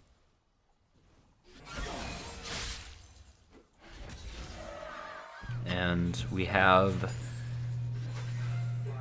little to no action down here as far as health bars go so far. Just a lot of wave pushing, a little bit of wave management, and very formidable CS from Cicada, and finally realizing, oh hey, when we have wave advantage, I can freely just walk up and auto the Zed because he has no range. It's amazing. It's a revelation. It's going to change how this lane is played. It does take a little bit of damage from Lies off of the Fear, a couple autos on Crow, but Thunderlord's proc still not going to be enough to deter him. It doesn't take any significant chunk of his health away. Now Jif caught up in the mid lane, Setsuna dealing as much damage as he possibly can. Constant autos coming down. This is all just a bait for Rincon to come in with the flash. And he's able to finalize it thanks to that flash before the command protect can reach back to Jif. No shield to be found, and the kind of cheesy gank really worked out. It was a really slow clear for Rincon. He's 10 CS behind. His blue buff was already gone by the time he ganked the first time. And yeah, it was really, really slow. Really not too pretty, it doesn't seem like. But he gets a kill. He gets the first blood. So that helps him out a lot. So we'll have to see what he ends up going for on the way back. He has 1,300 gold. 200 over his opponent, a little, give or take a little bit. But Banter is just playing a better jungler. Honestly, like, simply just a better jungler. Graves has better clear. And so he's going to be able to dip in for a camp steal here. He already had a lead, and he's going to be making that lead even more, more significant. Now this is kind of an odd situation for Sorry Superman historically from what I've seen of him. Generally when he plays this hybrid Varus top, he's absolutely is completely oppressive in his lane. He's constantly just out trading his opponent and just crushing and solo killing over and over and over. But NAFS Teemo holding up really well here and looking to take this fight all the way. Rincon shows up from the lane looking for the gankers, the piercing light coming through. Sorry, Superman flashed away, the heal comes out. Rincon has no flash, but he still gets the last auto, and the Thunderlord's proc secures it for sure. And now there's a fight down bottom. Cicada's in an awful position. Averse can't quite catch him, but he flashes and just deletes him.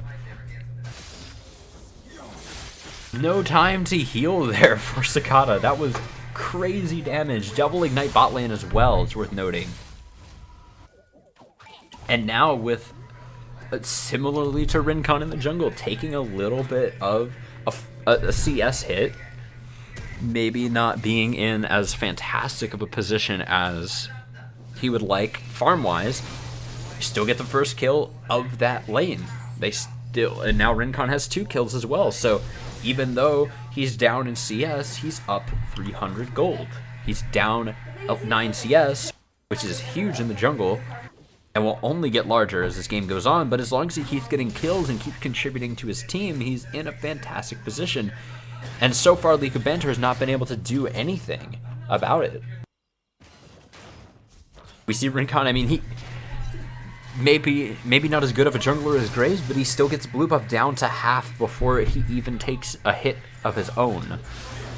Which is, I mean, maybe not the most impressive thing that you can just do that with proper kiting, but that's still really respectable as a jungler, as a champion in the jungle, as a player in the jungle.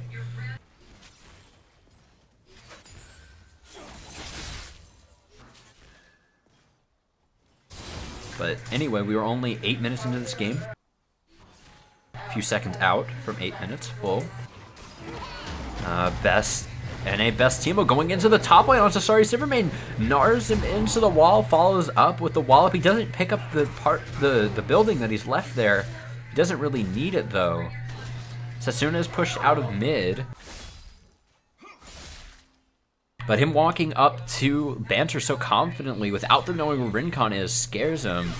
And at first, he can just walk up, he can start tanking this tower here. He has Deathmark. He can just drop the aggro and they get the kill onto Cicada. And now they're going to look for Snow. Snow is only level 5, no flash, no exhaust. There's Lies picking up the aggro, and he's going to be able to just walk it off, no problem. Setsuna runs out of mana in the mid lane.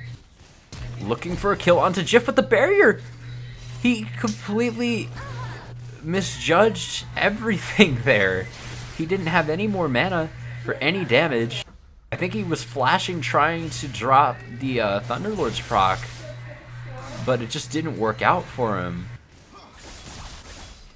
Oh, now Rincon, he's on a control ward, waiting in the tri-brush for Cicada to come back to lane. Here he is. He just arrives and all of a sudden here's a Lucian out of the brush and kills him again. 7-1 for team 2. Disgusting strategies here, and this is crazy. They are coordinating around these odd picks so well. And these teams were organized earlier today. It's not like they've practiced this stuff. It's not like they've coordinated this hours and hours in advance. Days, weeks in advance. Now, all of a sudden, Banter caught out in the top lane more than he bargained for. NA Best Teemo is the focus for Sorry Silvermane, but he's not able to close out the kill quite yet. Now, Sasuna in an awful position, trying to escape with his life. I don't think he will be so lucky. That's another auto. Sorry Silvermane can't quite close it out. The Orb of Deception coming through. Sorry Silvermane, he takes aggro. He gets the kill, but he does go down.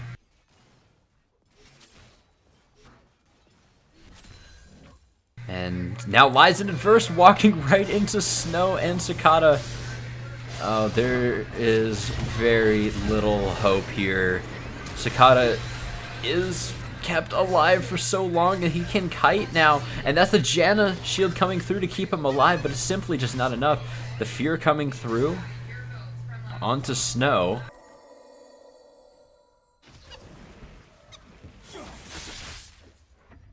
And that's another kill in the bottom lane for this Zed Fiddle lane. That's not something you see every day. That is for certain.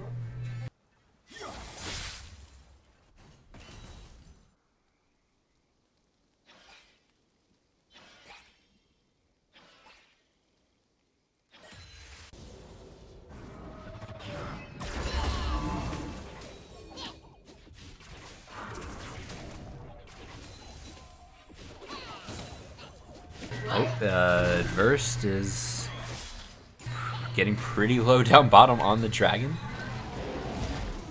Kind of catching our breath here a little bit, but just as I say that, fight breaks out in the top lane. NA Vestimo drops the Gnar onto Banter, and Banter's taken pretty low.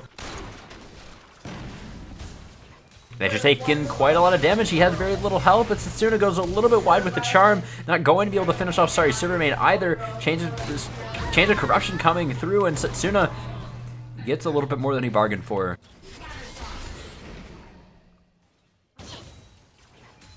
This is... Well, Setsuna goes top, unfortunately dies. All three of the deaths for his team so far. Unfortunately, now looking for a kill down bottom. There haven't been very many opportunities for anyone else to really die. Everybody else has been playing pretty conservatively for the most part, and only really working around jungle pressure. And Setsuna did as well very early on. Oh, Lies just jumping right in. Surprise for Snow. That's quite the surprise he bargained for. NA Vestimo taken very, very low, but also dealing a decent chunk of damage back onto, Silvermane, and just by percentage, he's kind of low. By raw numbers, he is actually not doing all that bad.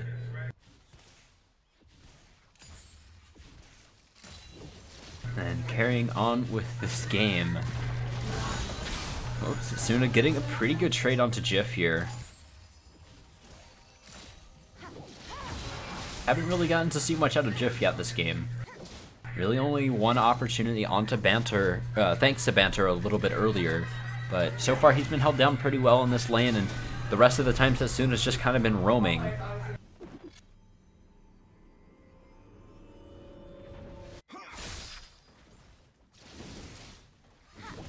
Now turret taken very low. Banter aggressing on a Setsuna, but he's looking to make something happen here. Lies is in the wings though, and they have no idea, but how much does it really matter? There's no Crow Storm available for him. Setsuna is kind of playing with fire here. He needs to play a little bit more carefully. Lies is gone. He's all alone.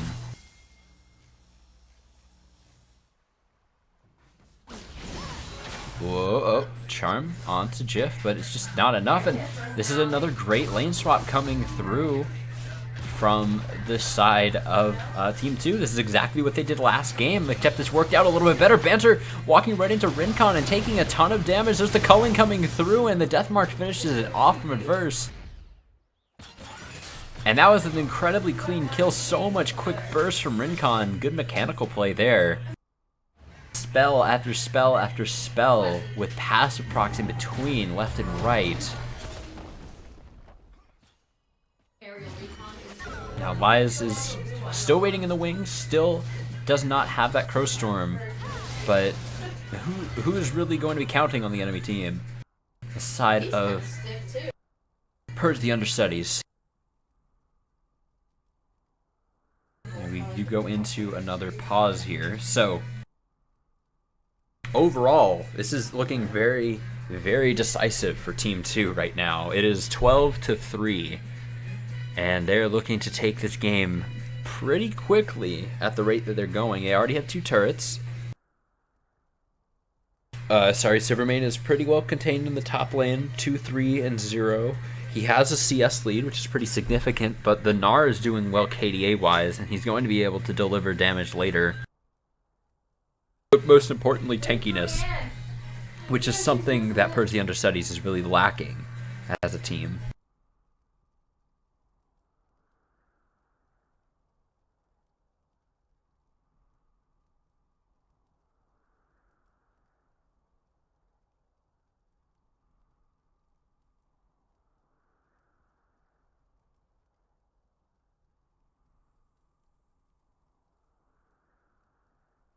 Alright, I don't know how long this pause is going to be. I'm going to try to throw it over to music again, and we'll be right back. Guys, don't go anywhere.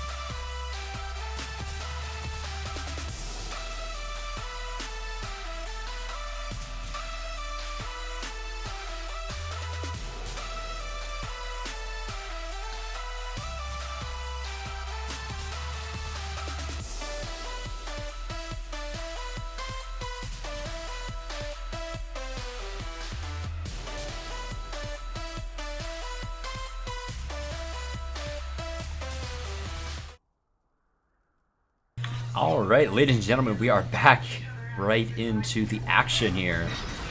Liza first, Rincon running up top lane here. Trying to do something against, whoa, Lies going in with the Crow Storm, and they do find that something. Snow is the focus now, as Cicada has already gone down. Sorry, Silvermane, the next one in line on the chopping block, and he will go down. What a crazy play, 14-3. The decisive shot calling coming through, and the teleport support made that last kill on Silvermane possible. And that was incredibly smart, because that was at the sacrifice of a couple creeps and maybe the tower down bottom, or at least some damage on the tower down bottom. It's unlikely that that would have resulted in that tower, and it's unlikely they would have gotten that top tier 2 without that teleport. So overall, incredibly valuable play and move from the entire lineup of Team 2. And they're just crushing it this game. They don't want to mess around. They don't want this to go to 50 minutes. It's barely gotten to 15. And they already look to be in the driver's seat. 8,000 gold in the lead. Way further ahead than last time. And it's with some real oddball picks. It'll be interesting to see how the rest of this game ends up panning out. Bloodthirster is the first item finished onto Adversed. It's probably a pretty good decision, ultimately. Going for a ton of lifesteal makes it so that it's way harder to die. And that is something that you need when you're playing something non-standard like this. When you need to dive in so far to do anything, you want to die as little as possible, and BT is one of the ways that you can really facilitate that, way more so than going like Ghostblade or something, or a more standard, maybe Blade of the Rune King focused build. I'll have to see how far Team 2 gets down bottom, though, as there are 3 members in the wings here for the side that Purge the Understudies, and that's the Ash Arrow right onto Lies, and he flashes out and disengages the fight. Now Banter completely caught out with Rincon on the back line, and Snow is now the focus going to go down, and Rincon changing his focus onto Jif. The dash is canceled by the shockwave, but is that really worth it? That's not all you want to cancel with an ultimate that expensive. Now Jif is a little bit caught here, but not entirely, as the call is made, hey, let's just back up, go down bottom instead. Blue buff handed to Rincon. The jungle Lucian. NA Best Teemo just uses that Gnar to disengage, and this bottom tier 2 is going to be the focus. 16-3 now, and 10,000 gold up.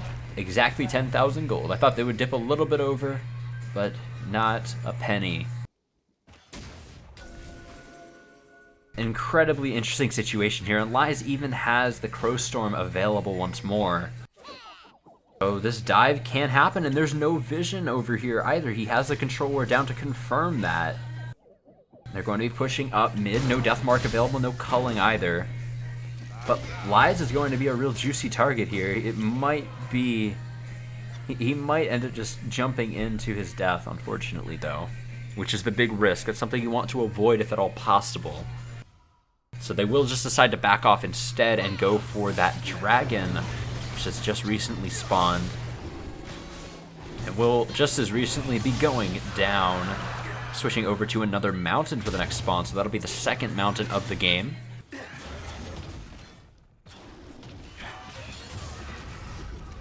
Rincon, I've got to say, he has his carry pants on this game. He has been doing some work for his team here, and on probably one of the weirdest picks that I've seen in L5s. Pocket picks, completely, like, they're weird. They catch you off guard for the first game, and sometimes they have a hard time working. Like we're seeing a little bit of here with Silvermane not really performing on this hybrid Varus like he maybe really wanted to.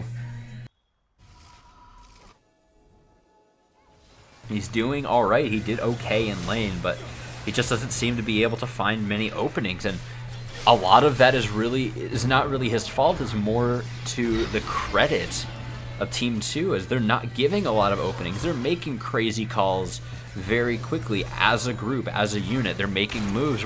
They're grouped as 3 right here, and Banter just loses about half of the health that he was sitting on, and it was already low. Averse. Oh no, Shadow's out in a straight line. That's going to cost him, but Rincon's here on the side, going for Sorry Silvermane, and that's the Janna ult coming out to try to disengage the fight, but Rincon flashes forward, trying to make something happen. Now he has no spells left available, nothing to get him out. NA Best Teemo in the backline gets 1 kill, but I don't know if he's going to be so lucky as to get out as well. It looks like he made no shockwave, just a little bit short. And that is Setsuna in the backline now trying to make something happen. 1 by 1 they're filing in, but it's so chaotic that it doesn't really matter that it's 1 at a time. They may as well all be going in as a unit because nobody knows what to do. All the damage from Banter just dropped in one place, but it's simply not enough to get more than a single kill for 4.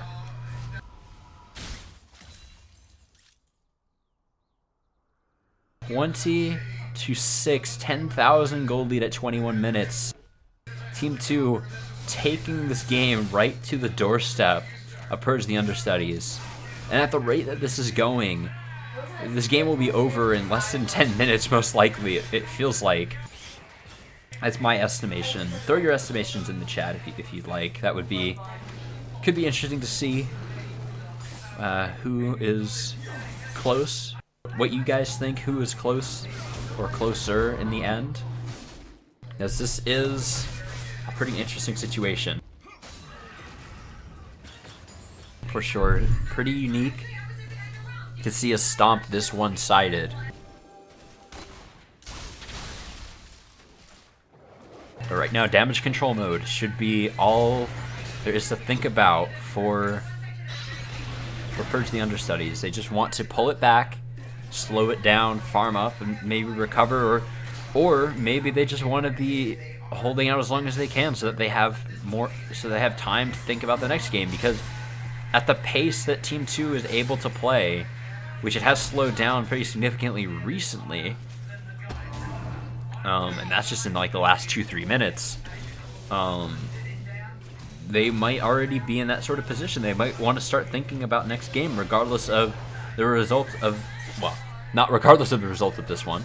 If they win this game, then that's it. But no matter when or how they lose, or whether they start to mount a comeback, they may want to be thinking about, okay, what really went wrong here? What do we pick next? This is kind of a fun picks game, it seems like, for both these teams. If you actually want to seriously take this series and make something out of it, potentially. I'm sure these players do. They signed up for this for fun, but there are bragging rights involved within the coaching, within the coaching like communities within L5s.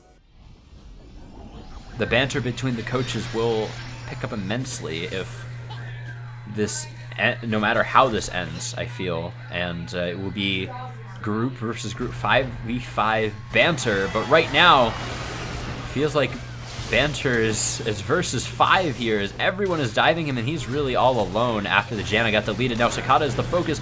Rincon with a beautiful culling, following every shot through until Sakata ran out of health. That was an absolute immaculate culling. And now they're looking for more. Jif stepping up, looking to see if he can do anything, but it doesn't really look like he can. The top inhib turret has now fallen. The mid inhib is already gone.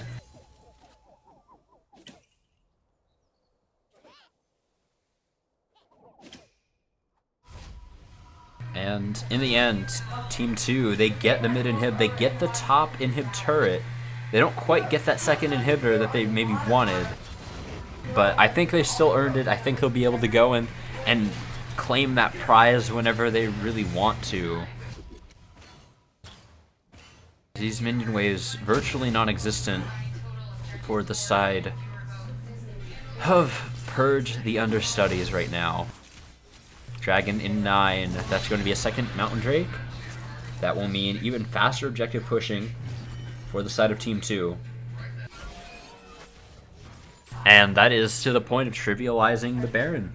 That is something, it's a point that I like to make just about every time 2 Mountain Drakes come up, because you have to be very, very careful of that Baron being started, because just as soon as it started, it really is gone with 2 Mountain Drakes, especially with the likes of Blade Zed, a very fed Blade first Lucian. And I mean, the Fiddle can just kind of tank this, even though there is no tank on, no full tank on either side, no tank on the side of Purge the Understudies. Nara is very tanky. Lies can kind of tank a little bit of it at least. Definitely not all of it. Baron is started. First on the backline, on to Starry Silvermane. He's all alone here. There's no response. Lies is there to zone. Banter's in the pit, but he goes down before the smite is even an option. The tornado comes through from Snow, but it's simply not going to be enough. Rincon flashes forward. Culling is beautiful again. It's so close, but not quite close enough. Much like Graves, no cigar. But right now, the push is coming through fast and furious from Team 2. They're going to close this game out at 26 minutes. Most likely, Jiff kind of wipes a big chunk of the wave there and takes out Lies as well, but I don't think it's going to be enough. There's still 2 380 champions here. It's a 4v3, and Gnar is about to go mega. Here we go. Cicada is the focus, and just absolutely deleted. Creeps, supers on the Nexus. Averse is there as well. And that is going to be all she wrote. There's the Flash Janna ult, the one requested from chat. That's going to be it for game number 2, 27-7. 26 minutes into the game, just about 27 actually. So that was really, really one-sided. Much different from game number 1. We'll have to see if game number 3 changes in a similar way. So we will be back in a few with game number 3 in this best of 3 coaches show match. Ladies and gentlemen, do not go anywhere. We will be right back.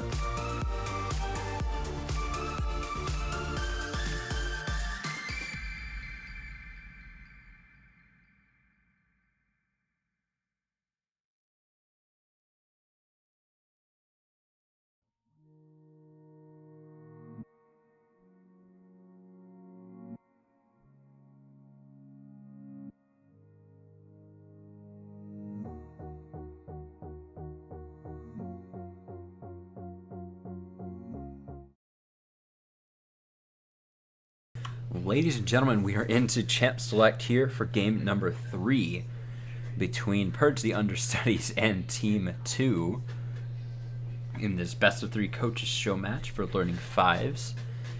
And we are already into some of the bans. So Lulu's taking off the table once again for Team 2. This is standard for them through all 3 games now. This is the absolute final game, guys. So this is for everything. If one of the teams completely hard stomps here, or one of them throws, this is it. It doesn't matter. There's no other game to readjust. This is where it all ends, and we see some adjustments coming out.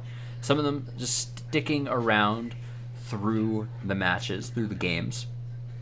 Timo taken off the table once again from NA Best Timo, and Gragas is still taken away by Team 2. All 3 of their bans stick. Ari and Nar are new adjustments for Purge the Understudies since the last game. So they really don't want a lot of good picks to go over. And they are more than happy to take this Lucian for Cicada once again. He did do very well on in game number 1. Averse maybe looking to take this Caitlyn once again.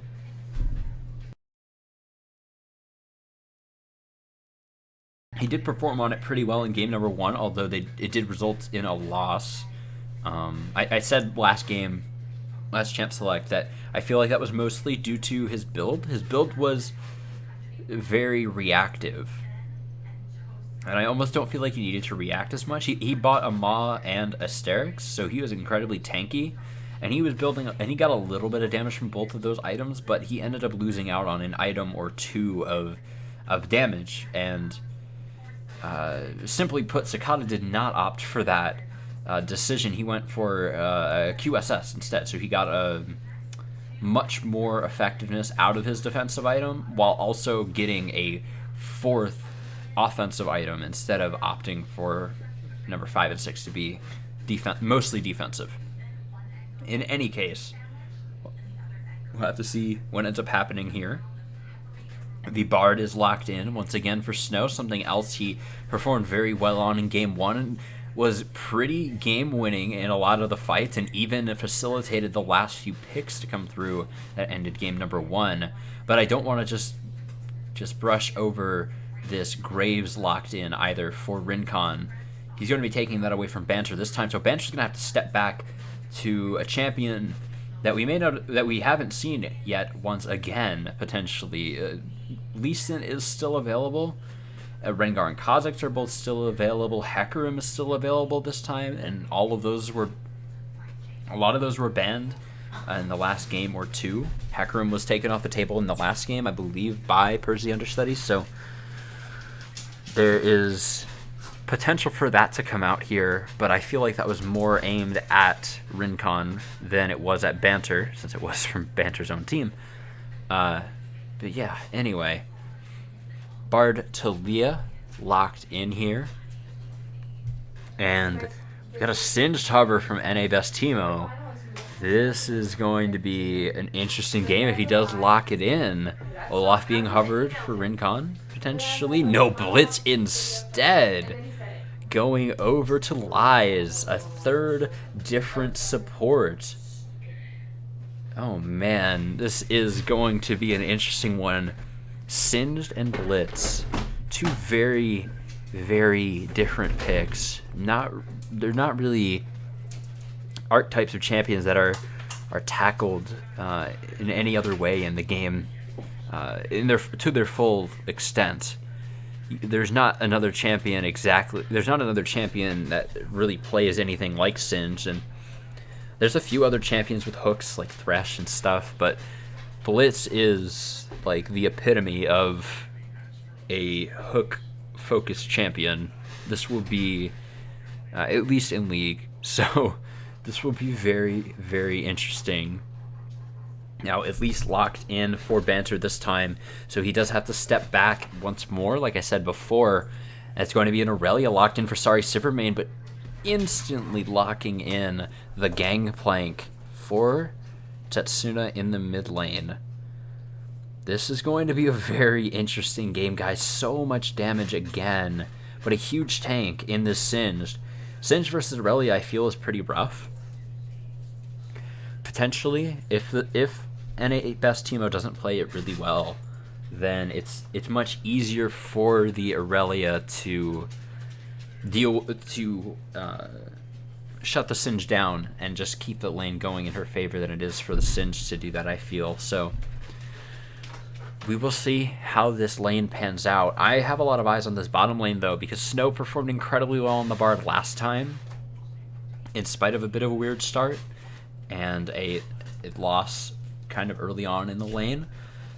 He performed all throughout the whole game, and they're going up against a Blitz who punishes every single error of positioning, and chained in with a Caitlyn, Singed, and Gangplank, who all have different mechanics and different play styles that all similarly punish a enemy champion ending up where they're not supposed to be for an extended period of time. So it will be interesting to see how this pans out in the end. I like the Talia from Jif. I feel like it can do pretty well with this Gangplank. This Gangplank would be kind of interesting for Setsuna, though, because Setsuna's been roaming quite a lot, playing Ahri last game, roaming an absolute massive amount, and just working with his team constantly. He won't have to do that post 6 anymore in order to do a lot of work. So there's a lot of new opportunities with both of these compositions. So we will see how this unfolds on the Rift. We are going to throw it to a very short break, guys. Thanks for sticking around through this pretty long series, but here we are, Game 3. This is the end of the road, regardless of which way it goes. So I will see you guys back on the Rift once the spectator delay and loading screen both run out. Don't go anywhere. We'll be right back.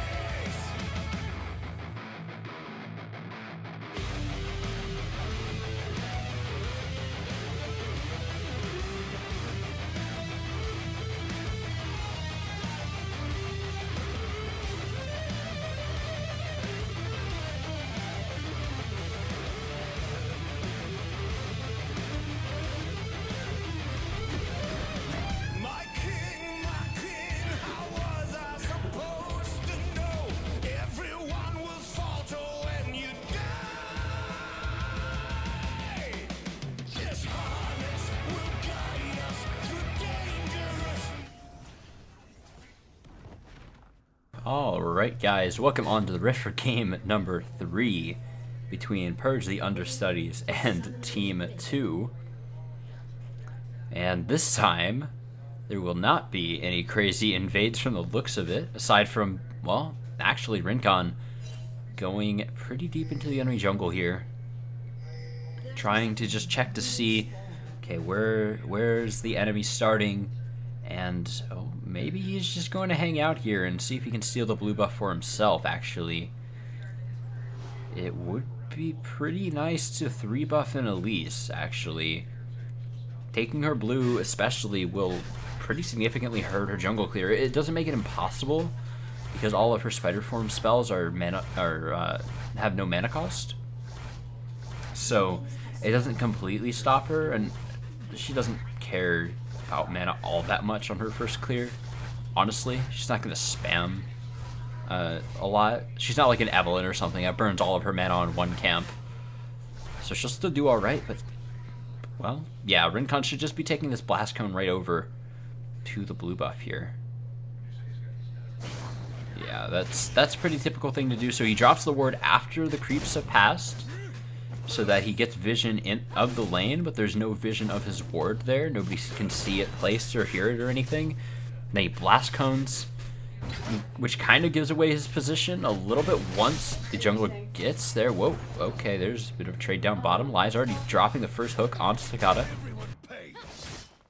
And there's a trade in the mid lane as well. Setsuna taken incredibly low already. There is no ignite for either side though, so there's not a ton of kill pressure. Sorry, so remain fighting up top as well.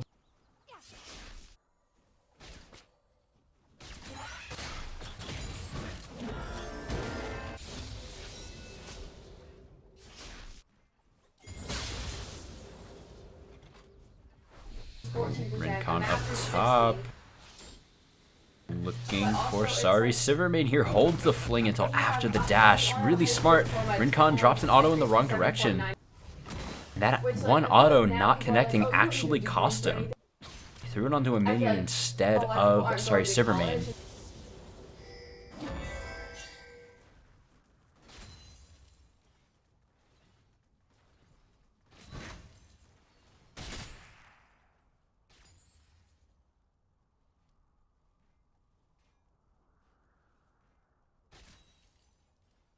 Oh, and now there's an invade on the top side of the map here, so pretty standard laning right now down bottom.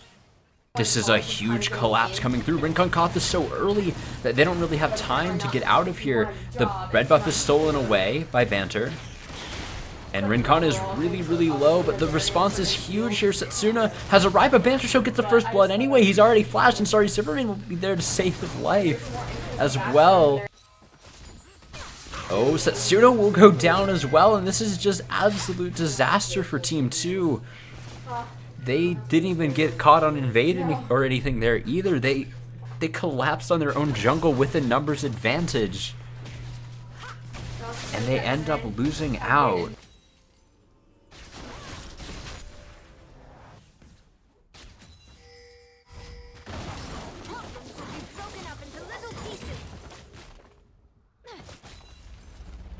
And now with that red buff gone, Rincon loses quite a lot of his potency in the jungle, and Banter got the kill. So he gets a gold advantage, which you've seen turn into Moby Boots already. And in addition, he also gets that blue buff back that Rincon stole from him earlier, which was the whole reason that Banter ended up going for that invade at all, because he realized that he wanted to try to take that buff back. Jiff had the push in mid, he can respond fast, or he can be there immediately for the start of the buff. You get in, get the buff, get out, then nobody gets 3 buff, you just trade buff for buff, and everybody comes out with 2 of what they started with. Whoa, Lai is going a little bit wide with that hook after the flash is committed, and there's the end of the line dropped, but it's a little bit off. The accuracy there. Sorry, Silvermane flung towards the tower, but not into aggro. Those minions had the aggro of the tower sidetracked. And now they're just kind of hanging out, exchanging emotes and dances in the top lane. Nothing too crazy up there right this moment. Sorry, Superman, he did get a kill in the jungle invade before as well, so he has a pretty big lead over his opponent. He has about a 300 gold lead now.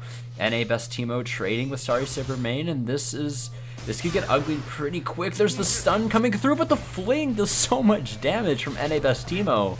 He's still able to get the kill regardless. Setsuna is chasing under tower, but that's as far as it goes, as he still has his orange to break out of that cocoon, no problem. Bit of trading down bottom as well. Both of these laners on the side, PTU, taken very, very low. Same can be said on the side of Team 2 as well, though. Both of these lanes trading very evenly. Both of these duos trading very evenly, rather. And Averst, pretty nice. Oh, I don't know what that was. Averst getting a pretty nice cancel on the recall. Or Averst getting his recall canceled, rather.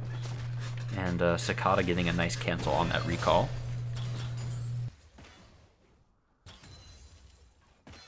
Now this wave push comes through and Sakata is able to get a very, very, very small CS advantage.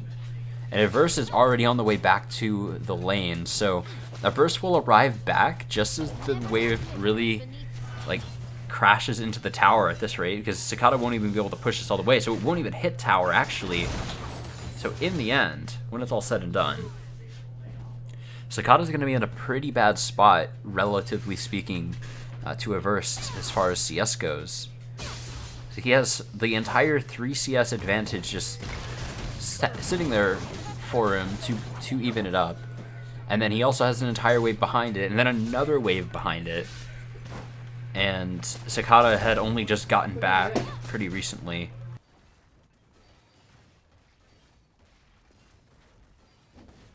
Now, just about to get back to lane, so he won't quite lose a bunch to the tower, but he's down 8 CS.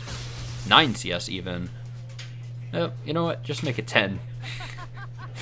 Averse makes it 10 off of the few creeps that are still left in the lane, and that's plus 13 all of a sudden for Averse, and Sakata's gonna have a very hard time getting some of that stuff under the turret, but not really with Jif and Banter both arriving as well. Setsuna drops the cannon barrage down bottom, and Lies will end up just going down to Sakata, so that's a kill for this Lucian off of a fight they initiated. Thanks to a good roam and a good gank. Sorry, Silvermane on the wrong side of the map right now. He has nowhere to go. Oh no, wait. I'm completely mixed up here, but maybe it is still the wrong side of the map. Maybe he'd rather be elsewhere. Getting all mixed up here. In the end, Best Teemo is just about to take it down, but it ends up just being a 1-for-1 in the end. Incredibly close, and honestly, it's impressive that the fights are this close. It's a question now of whether they will remain that close in the future or not, because Sorry Silvermane now has his Sheen. But here's a fight in the mid lane. Setsuna incredibly low, flashing behind Jif, trying to get away from that Q, but not quite able to escape with enough life to get out of there alive, in spite of the flash and exhaust being dropped. Only the ghost from Jif to get that kill. Not a good position for Setsuna in the mid lane, because Jif was able to roam down bottom earlier very quickly, just kind of out of nowhere. Dropped his ult behind, cut off the whole lane. There's very little wave control that Setsuna actually has right now, which is a bit concerning. His ult was able to prevent the fight down bottom from going any worse. Whoa, Lies with the flash hook onto Sakata, pulls him onto the trap as well. It's not quite enough to turn it around. The culling goes wide, but it is enough to push him out of the lane, and he almost definitely has to go back now. Going to try his luck a little bit here. Now, Sorry Silvermane has finished up his Sheen, and League of Banter is actually here as well. He's constantly just hemorrhaging health here. He needs to respect the Singe, but he may not have done so quickly enough. Banter is really squishy, but Teemo has nowhere to go. No fling available, I suppose. And he misjudged that situation a little bit. I think if he had fling, he could have gotten one of the kills and maybe thrown it into a little bit of chaos there. Made it a lot closer, but Banter now just looking to take it mid. No, the orange came out a little bit early. The volatile Spiderling caught him a little bit off guard. The smite is almost available for Banter, and he's almost in range, but not quite. Rincon going to get stunned up off of the back of that Scuttle. Cicada dashing in with no mana. This is incredibly risky. Rincon goes down, though, and so does... Oh, man. So does the Caitlyn as well. Banter falls, and Lies is taking the fight right to him. Snow goes down as well. A completely needless pair of deaths, but Lies will get finished off in the end. Cicada goes down to the turret too. He gets executed, but why not just recall? There were no creeps there. Jif was going to get all of them anyway. And even if so many questions. So many questions. Very questionable very questionable set of decisions, rather, taking place down bottom. Sorry, Silvermane still losing out these trades, even with the Sheen and Phage. And the Insanity Potion is available for NA Best Teemo, but he just has no time to pop it. There's absolutely no time at all. Just gets deleted by Banter, who's now been up there twice in a row, and Setsuna goes down in mid just a GIF again. 6-0-2 on this Talia. Looking absolutely fantastic.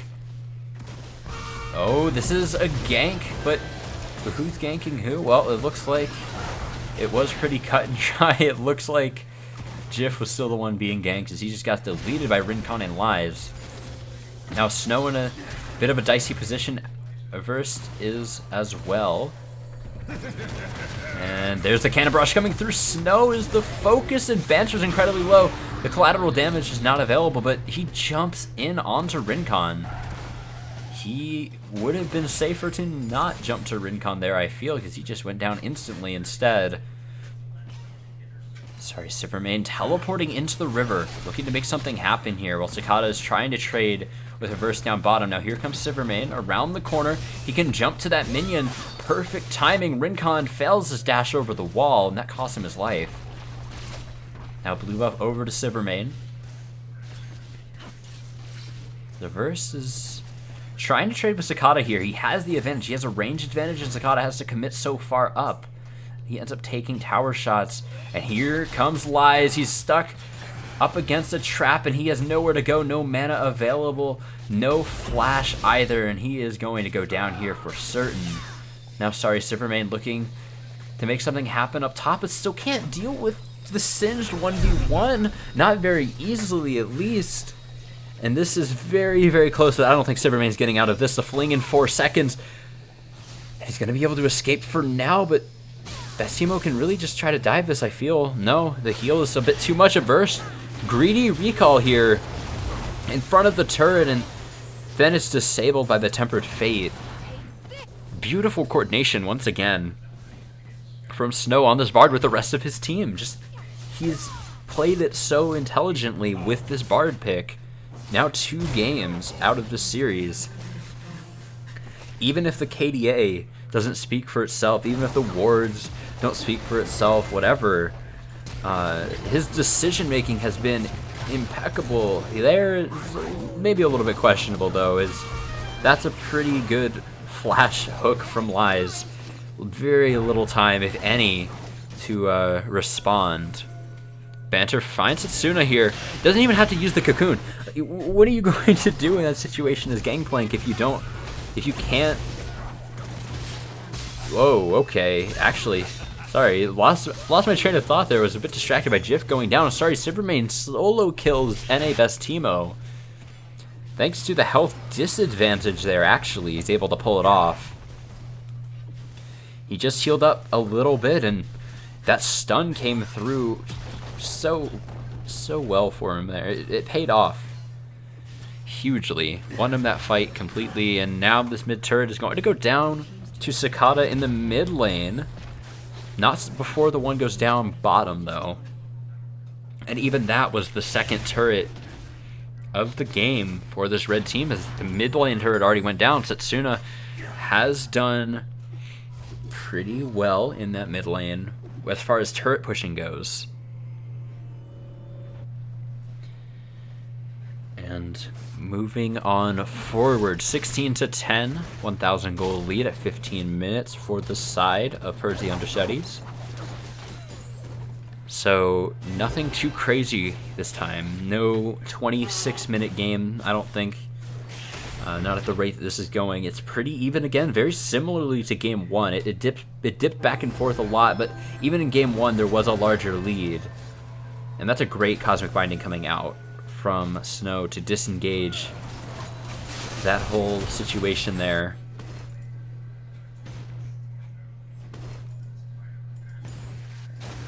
Mize finds a control word for himself. Just a little bit of gold, a little bit of control. And this ward control, we didn't really get to see it last game too much. Because the game didn't go for very long. But Lies had fantastic ward control in game 1, and so far so good in game 3 as well. He didn't really need crazy ward control. Maybe I was just distracted by all the kills that I didn't get to see it last time. Whatever the case, I think Anibasimo just kind of put himself in a worse position with that fling. He has a lot of spells to get out of there with. A Righteous Glory as well. A Jif is going to get popped up off of his wall there. Rincon doing the damage that he can. Lies a little bit caught out, but Setsuna has arrived. Snow right into the wrong neighborhood and flashes away from Sakata, so it doesn't even get to catch the ace in the hole. But Sakata is actually just out-dueling Setsuna here. Setsuna is so far behind. In such an awful position item-wise. Oh, now Banter all of a sudden trapped. It's such an awful spot, but he's going to try to turn it. The burst came through, but Lies is there with a max range hook to help his ADC out. And Anibasimo forgetting to turn on his Poison Shell there for a moment. He ends up being pretty much okay. Sorry, Silvermane. Flung away, and now he's going to turn this around all on his own. And that's really been the story of this lane. Like, you can credit it to Banter coming up here, but Sorry Silvermane has won the majority of these fights on his own, regardless of whether he's had an item lead or not. And like, he had an item lead after Banter came, but he still lost that immediate fight afterwards, and he was able to bounce back from that, only going down twice, now picking up 6 kills for himself. And, well, Lies took a little bit of damage there, not too much. Rincon took the brunt of it. And Averse is swapped up to the top side with Lies once again. This is the call that Team 2 has made every single game. Banter gets deleted, though. What a fantastic hook from Rise. Kind of catching Banter off guard there. And it works out incredibly well. I mean, with that kill, that significantly hampers the potential that they had down in that top lane. Now Sakata kiting out Anibasimo. Setsuna is here. Already dropped the Cannon Barrage to help. Hits the barrel, and that's the Poison Shell doing a lot of the work. But Setsuna, he gets that kill for himself. He collects the last hit. And a good chunk of that damage for himself as well. So very nice for him to kind of get him back into the game. Sorry, Silvermane is returning with a teleport. And the flash hook from Lies is a little bit questionable there. A lot of it questionable, actually. Interesting decision for sure. And Setsuna and Teemo pushing in this bottom lane together. Not going to be able to do much with Banter there, however, as he has pretty decent wave clear. The Proto Belt available, Teemo, is very low, at risk of dying. Lacking in the MR department a little bit at this point, anyway. Plus, Banter's just doing really well at this point. But now Silvermane finding the engage, and that is a 50-50, or that is a exactly same percentage health stun coming out for Silvermane. That E is so powerful. Now Lies is the focus, and Jif is there to pick him up. 8, 3, and 2. fantastic showing on this Talia as well. And honestly, you can kind of go down the line of players on both sides here to some extent and point out that they're all having really good games. Rincon a little bit unlucky there. Gets jumped on by 3, not able to quite duel that out himself that time. But NA Best Teemo, he's having a bit of a rough time for sure. You can extend that to Setsuna in the mid lane as well. And NA Best Teemo, he gets stunned up again. And now I think he's just going to go down here. It's almost guaranteed, especially with Banter in the area. There's the fling coming through it onto the Mega Adhesive, but it's simply not enough. And now the push is coming through in the top lane. Team 2 not able to execute on that lane swap that they've done 3 games in a row now. They've just not had incredibly good luck with that so far. Certainly haven't had good results. Regardless of what the situation is, they haven't had quite the results that they've hoped for. Now 2 out of the 3 games. Earlier on, they... well, in game 1, they got a kill off of it at first, and then eventually they got the turret. Game 2, they absolutely got the turret very quickly. This game, they didn't get the turret, they didn't get the kill, and now it's being reverse pushed on them. This top tier 2 is the first tier 2 of the game under fire. In any significant... oh man, in any significant amount. And Setsuna goes down to Sorry Silvermane in the mid lane. Really having a rough time. There's a Tempered Fate coming through. Lai's caught out in the wrong neighborhood here. He's very tanky, so it takes him a little bit to go down, but he does fall eventually. And NA Best Teemo has arrived, trying to do what he can for his team, but he's missing out on a few big cooldowns. He has no Ghost. It's only halfway back. Insanity Potion just came up, and well, I don't know if the Righteous Glory is up or not. I'm not sure if you wanted to pop that there without having any follow-up, though. You definitely favor having a bit of follow-up when you're going to run face first to the enemy team. But that siege in the top lane will be sated for now. Bot lane tier 1 falls just to creeps. And Sorry Silvermane can do quite a lot of work in kind of hitting this vision control pretty hard for Team 2, who have, with their great vision control, secured 2 dragons already this game. Not a single one has gone over to PTU quite yet.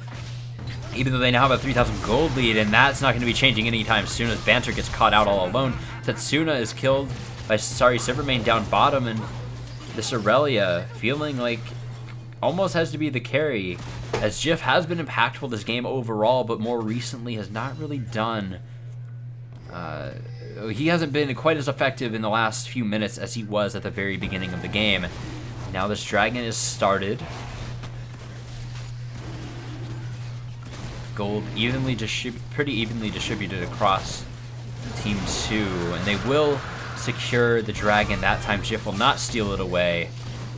This game, Sorry Silvermane is the focus of Rincon and NA Best Teemo, though, and there's the redemption coming down as well to try to keep them healthy for when they have to turn the fight back around. Cicada in an awful position, and Snow is the focus, but Cicada still catches it in the end. Rincon is incredibly low, and he's able to walk it off, and the hook just a bit short from Lai's. NA Best Teemo in a really bad spot, caught out by Banter. I don't know if this is what Banter wants, if he gets knocked up immediately, but he turns it around onto Lai's and takes him down. Now, Averse trying to kite away, but cut off by Jif. He's going to go down here as well, and Banter getting 3 kills, looking for 4 off of Rincon, but he gets shut down as soon as he rounds the corner. That may be a little bit greedy there. He did not see that damage coming, mostly because he was in the smoke screen, but... oh man, what what a great turn. Pretty funny. Good timing from Rincon there. If nothing else. Banter popped off in that fight there, and he did a ton of work. Not able to be there for the dragon, but is there for the to be part of that cleanup crew afterwards nonetheless. Great deal of work done there. He's got to keep that up, though. That's something you have to keep... kind of have to keep going as much as you possibly can. Especially on someone like Elise. Her effectiveness falls off pretty significantly later on, as relative to other junglers, maybe not so much to the Graves. She's going to have a bit of a harder time. NA Best Teemo, he's the focus up top right now. Snow is here, and Silvermane just finishes it off. 10 kill Relia right now. The most in the game. He's lapping everyone else now. Surpassed everyone else at this point. Jif is completely caught out. Lies right up in the front lines, and there is no hope for Jif there. He wasn't able to do anything. And this is this is very similar to what we saw in game 1. The constant similar mistakes for both of these teams, and the reverse pushes. Push, reverse push. Push, reverse push. Kills turned around. Picks turned around. Both these teams are finding the same things, but now it might be broken. Sorry, Silvermane and League of Banter arrive, but Silvermane falls on the front line. Sakata trying to fight in the redemption, but he's not able to do it, and now Banter is the only one left alive, and there is no turn this time. They've thrown themselves into the fire. And now this inhib turret in the mid lane will be the main focus, as there's nothing left to contest the unrelenting push of Team 2. Or maybe sometimes relenting is a better way to put it, because it does vary quite a lot. With just both of these teams in general have been very indecisive in these types of in this type of a game so far. 30-25, 2,000 gold in the lead of Team 2. They have all of the dragons in their favor. They're up 1 turret. They've already taken an inhib at 27 minutes, which is pretty fast. Way faster than it was for them in game number 1. And this is... I want to say that this is very concerning for PTU, but it's really... I'm really not that worried. Until their Nexus is being taken down, I'm not really all that concerned. But right now, the Baron is being taken, and with 2 Infernals and this huge carry composition, they already get it. 27 minutes out of nowhere. Just off the back of all their vision control. Sorry, Silvermane caught in the top side, overextending, over-pushing, taken down, almost not without a trade, but ultimately that is the case. He's not able to get anything for that.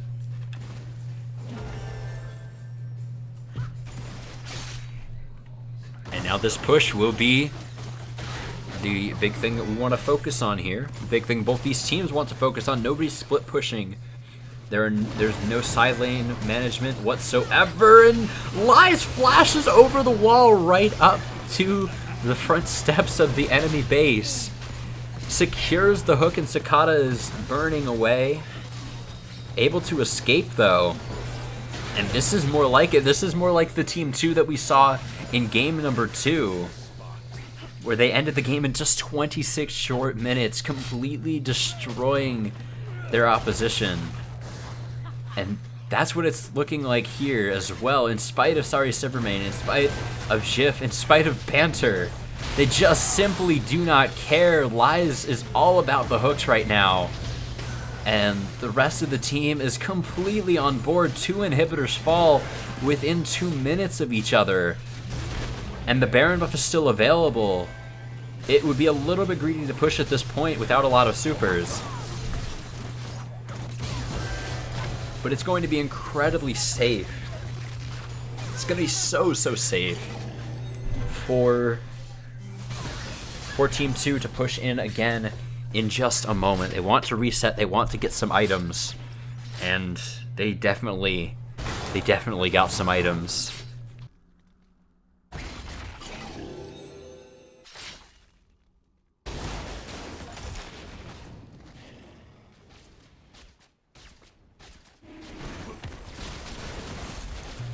Now, second Mountain Drake, 4th elemental of the game picked up for the side of Team 2. They have every single dragon. They have the only Baron so far. Everything is working out for them right now, and I mean, it's not really due to a lot of mistakes from the enemy team. It's not really it's mostly due to them playing well. It's mostly to their credit as an entire team. And they're just looking to take this game all the way as quickly as they can. Mid-wave rather, pushing in. Top wave also pushing in very soon. Banter chunk to half. And sorry, Silvermane is significantly ahead in levels of anyone else in the game, but it just doesn't look like it'll be enough. Everyone falls back to deal with the supers. Lies is just so tanky. He can just face tank this turret, and they're going to break the bottom inhib. Inhib turret and inhibitor itself. Collateral damage thrown out from Rincon. Goes a little bit wide, doesn't really do very much. Another redemption is here to sustain up all the poke. The turret is chunked to half, and that's a great temper fade onto 2, but is it really going to be enough? Cicada is dipping in and out of the fight around the outside, and he gets the first kill with Sorry Silvermane contributing quite a lot, but he goes down in the end regardless. Averse trying to do what he can, but Snow is getting caught. Banter onto the backline, blowing up the Caitlyn Setsuna on the Nexus, but I don't think he's going to be enough. He goes down as well. Banter chased off Sorry Silvermane, maybe trying to find an opening. There goes Banter, there goes Snow, there goes Sorry Silvermane, and Jif is the only one standing in the way of Team 2, taking a very decisive pair of games back to back. All of a sudden, they just came to life. About 5 minutes ago, they just kind of came out of nowhere. The black horse of that game, of this series, it feels like. After game 1 was so hard fought, it was so close the entire time. Constantly going back and forth, and they just lose it at the very last second. Game 2, clean, decisive, incredibly weird, though. They had a lot of very strange picks. But they still pull through in the end, despite having 2 losing solo lanes, despite having a bot lane that kind of went even,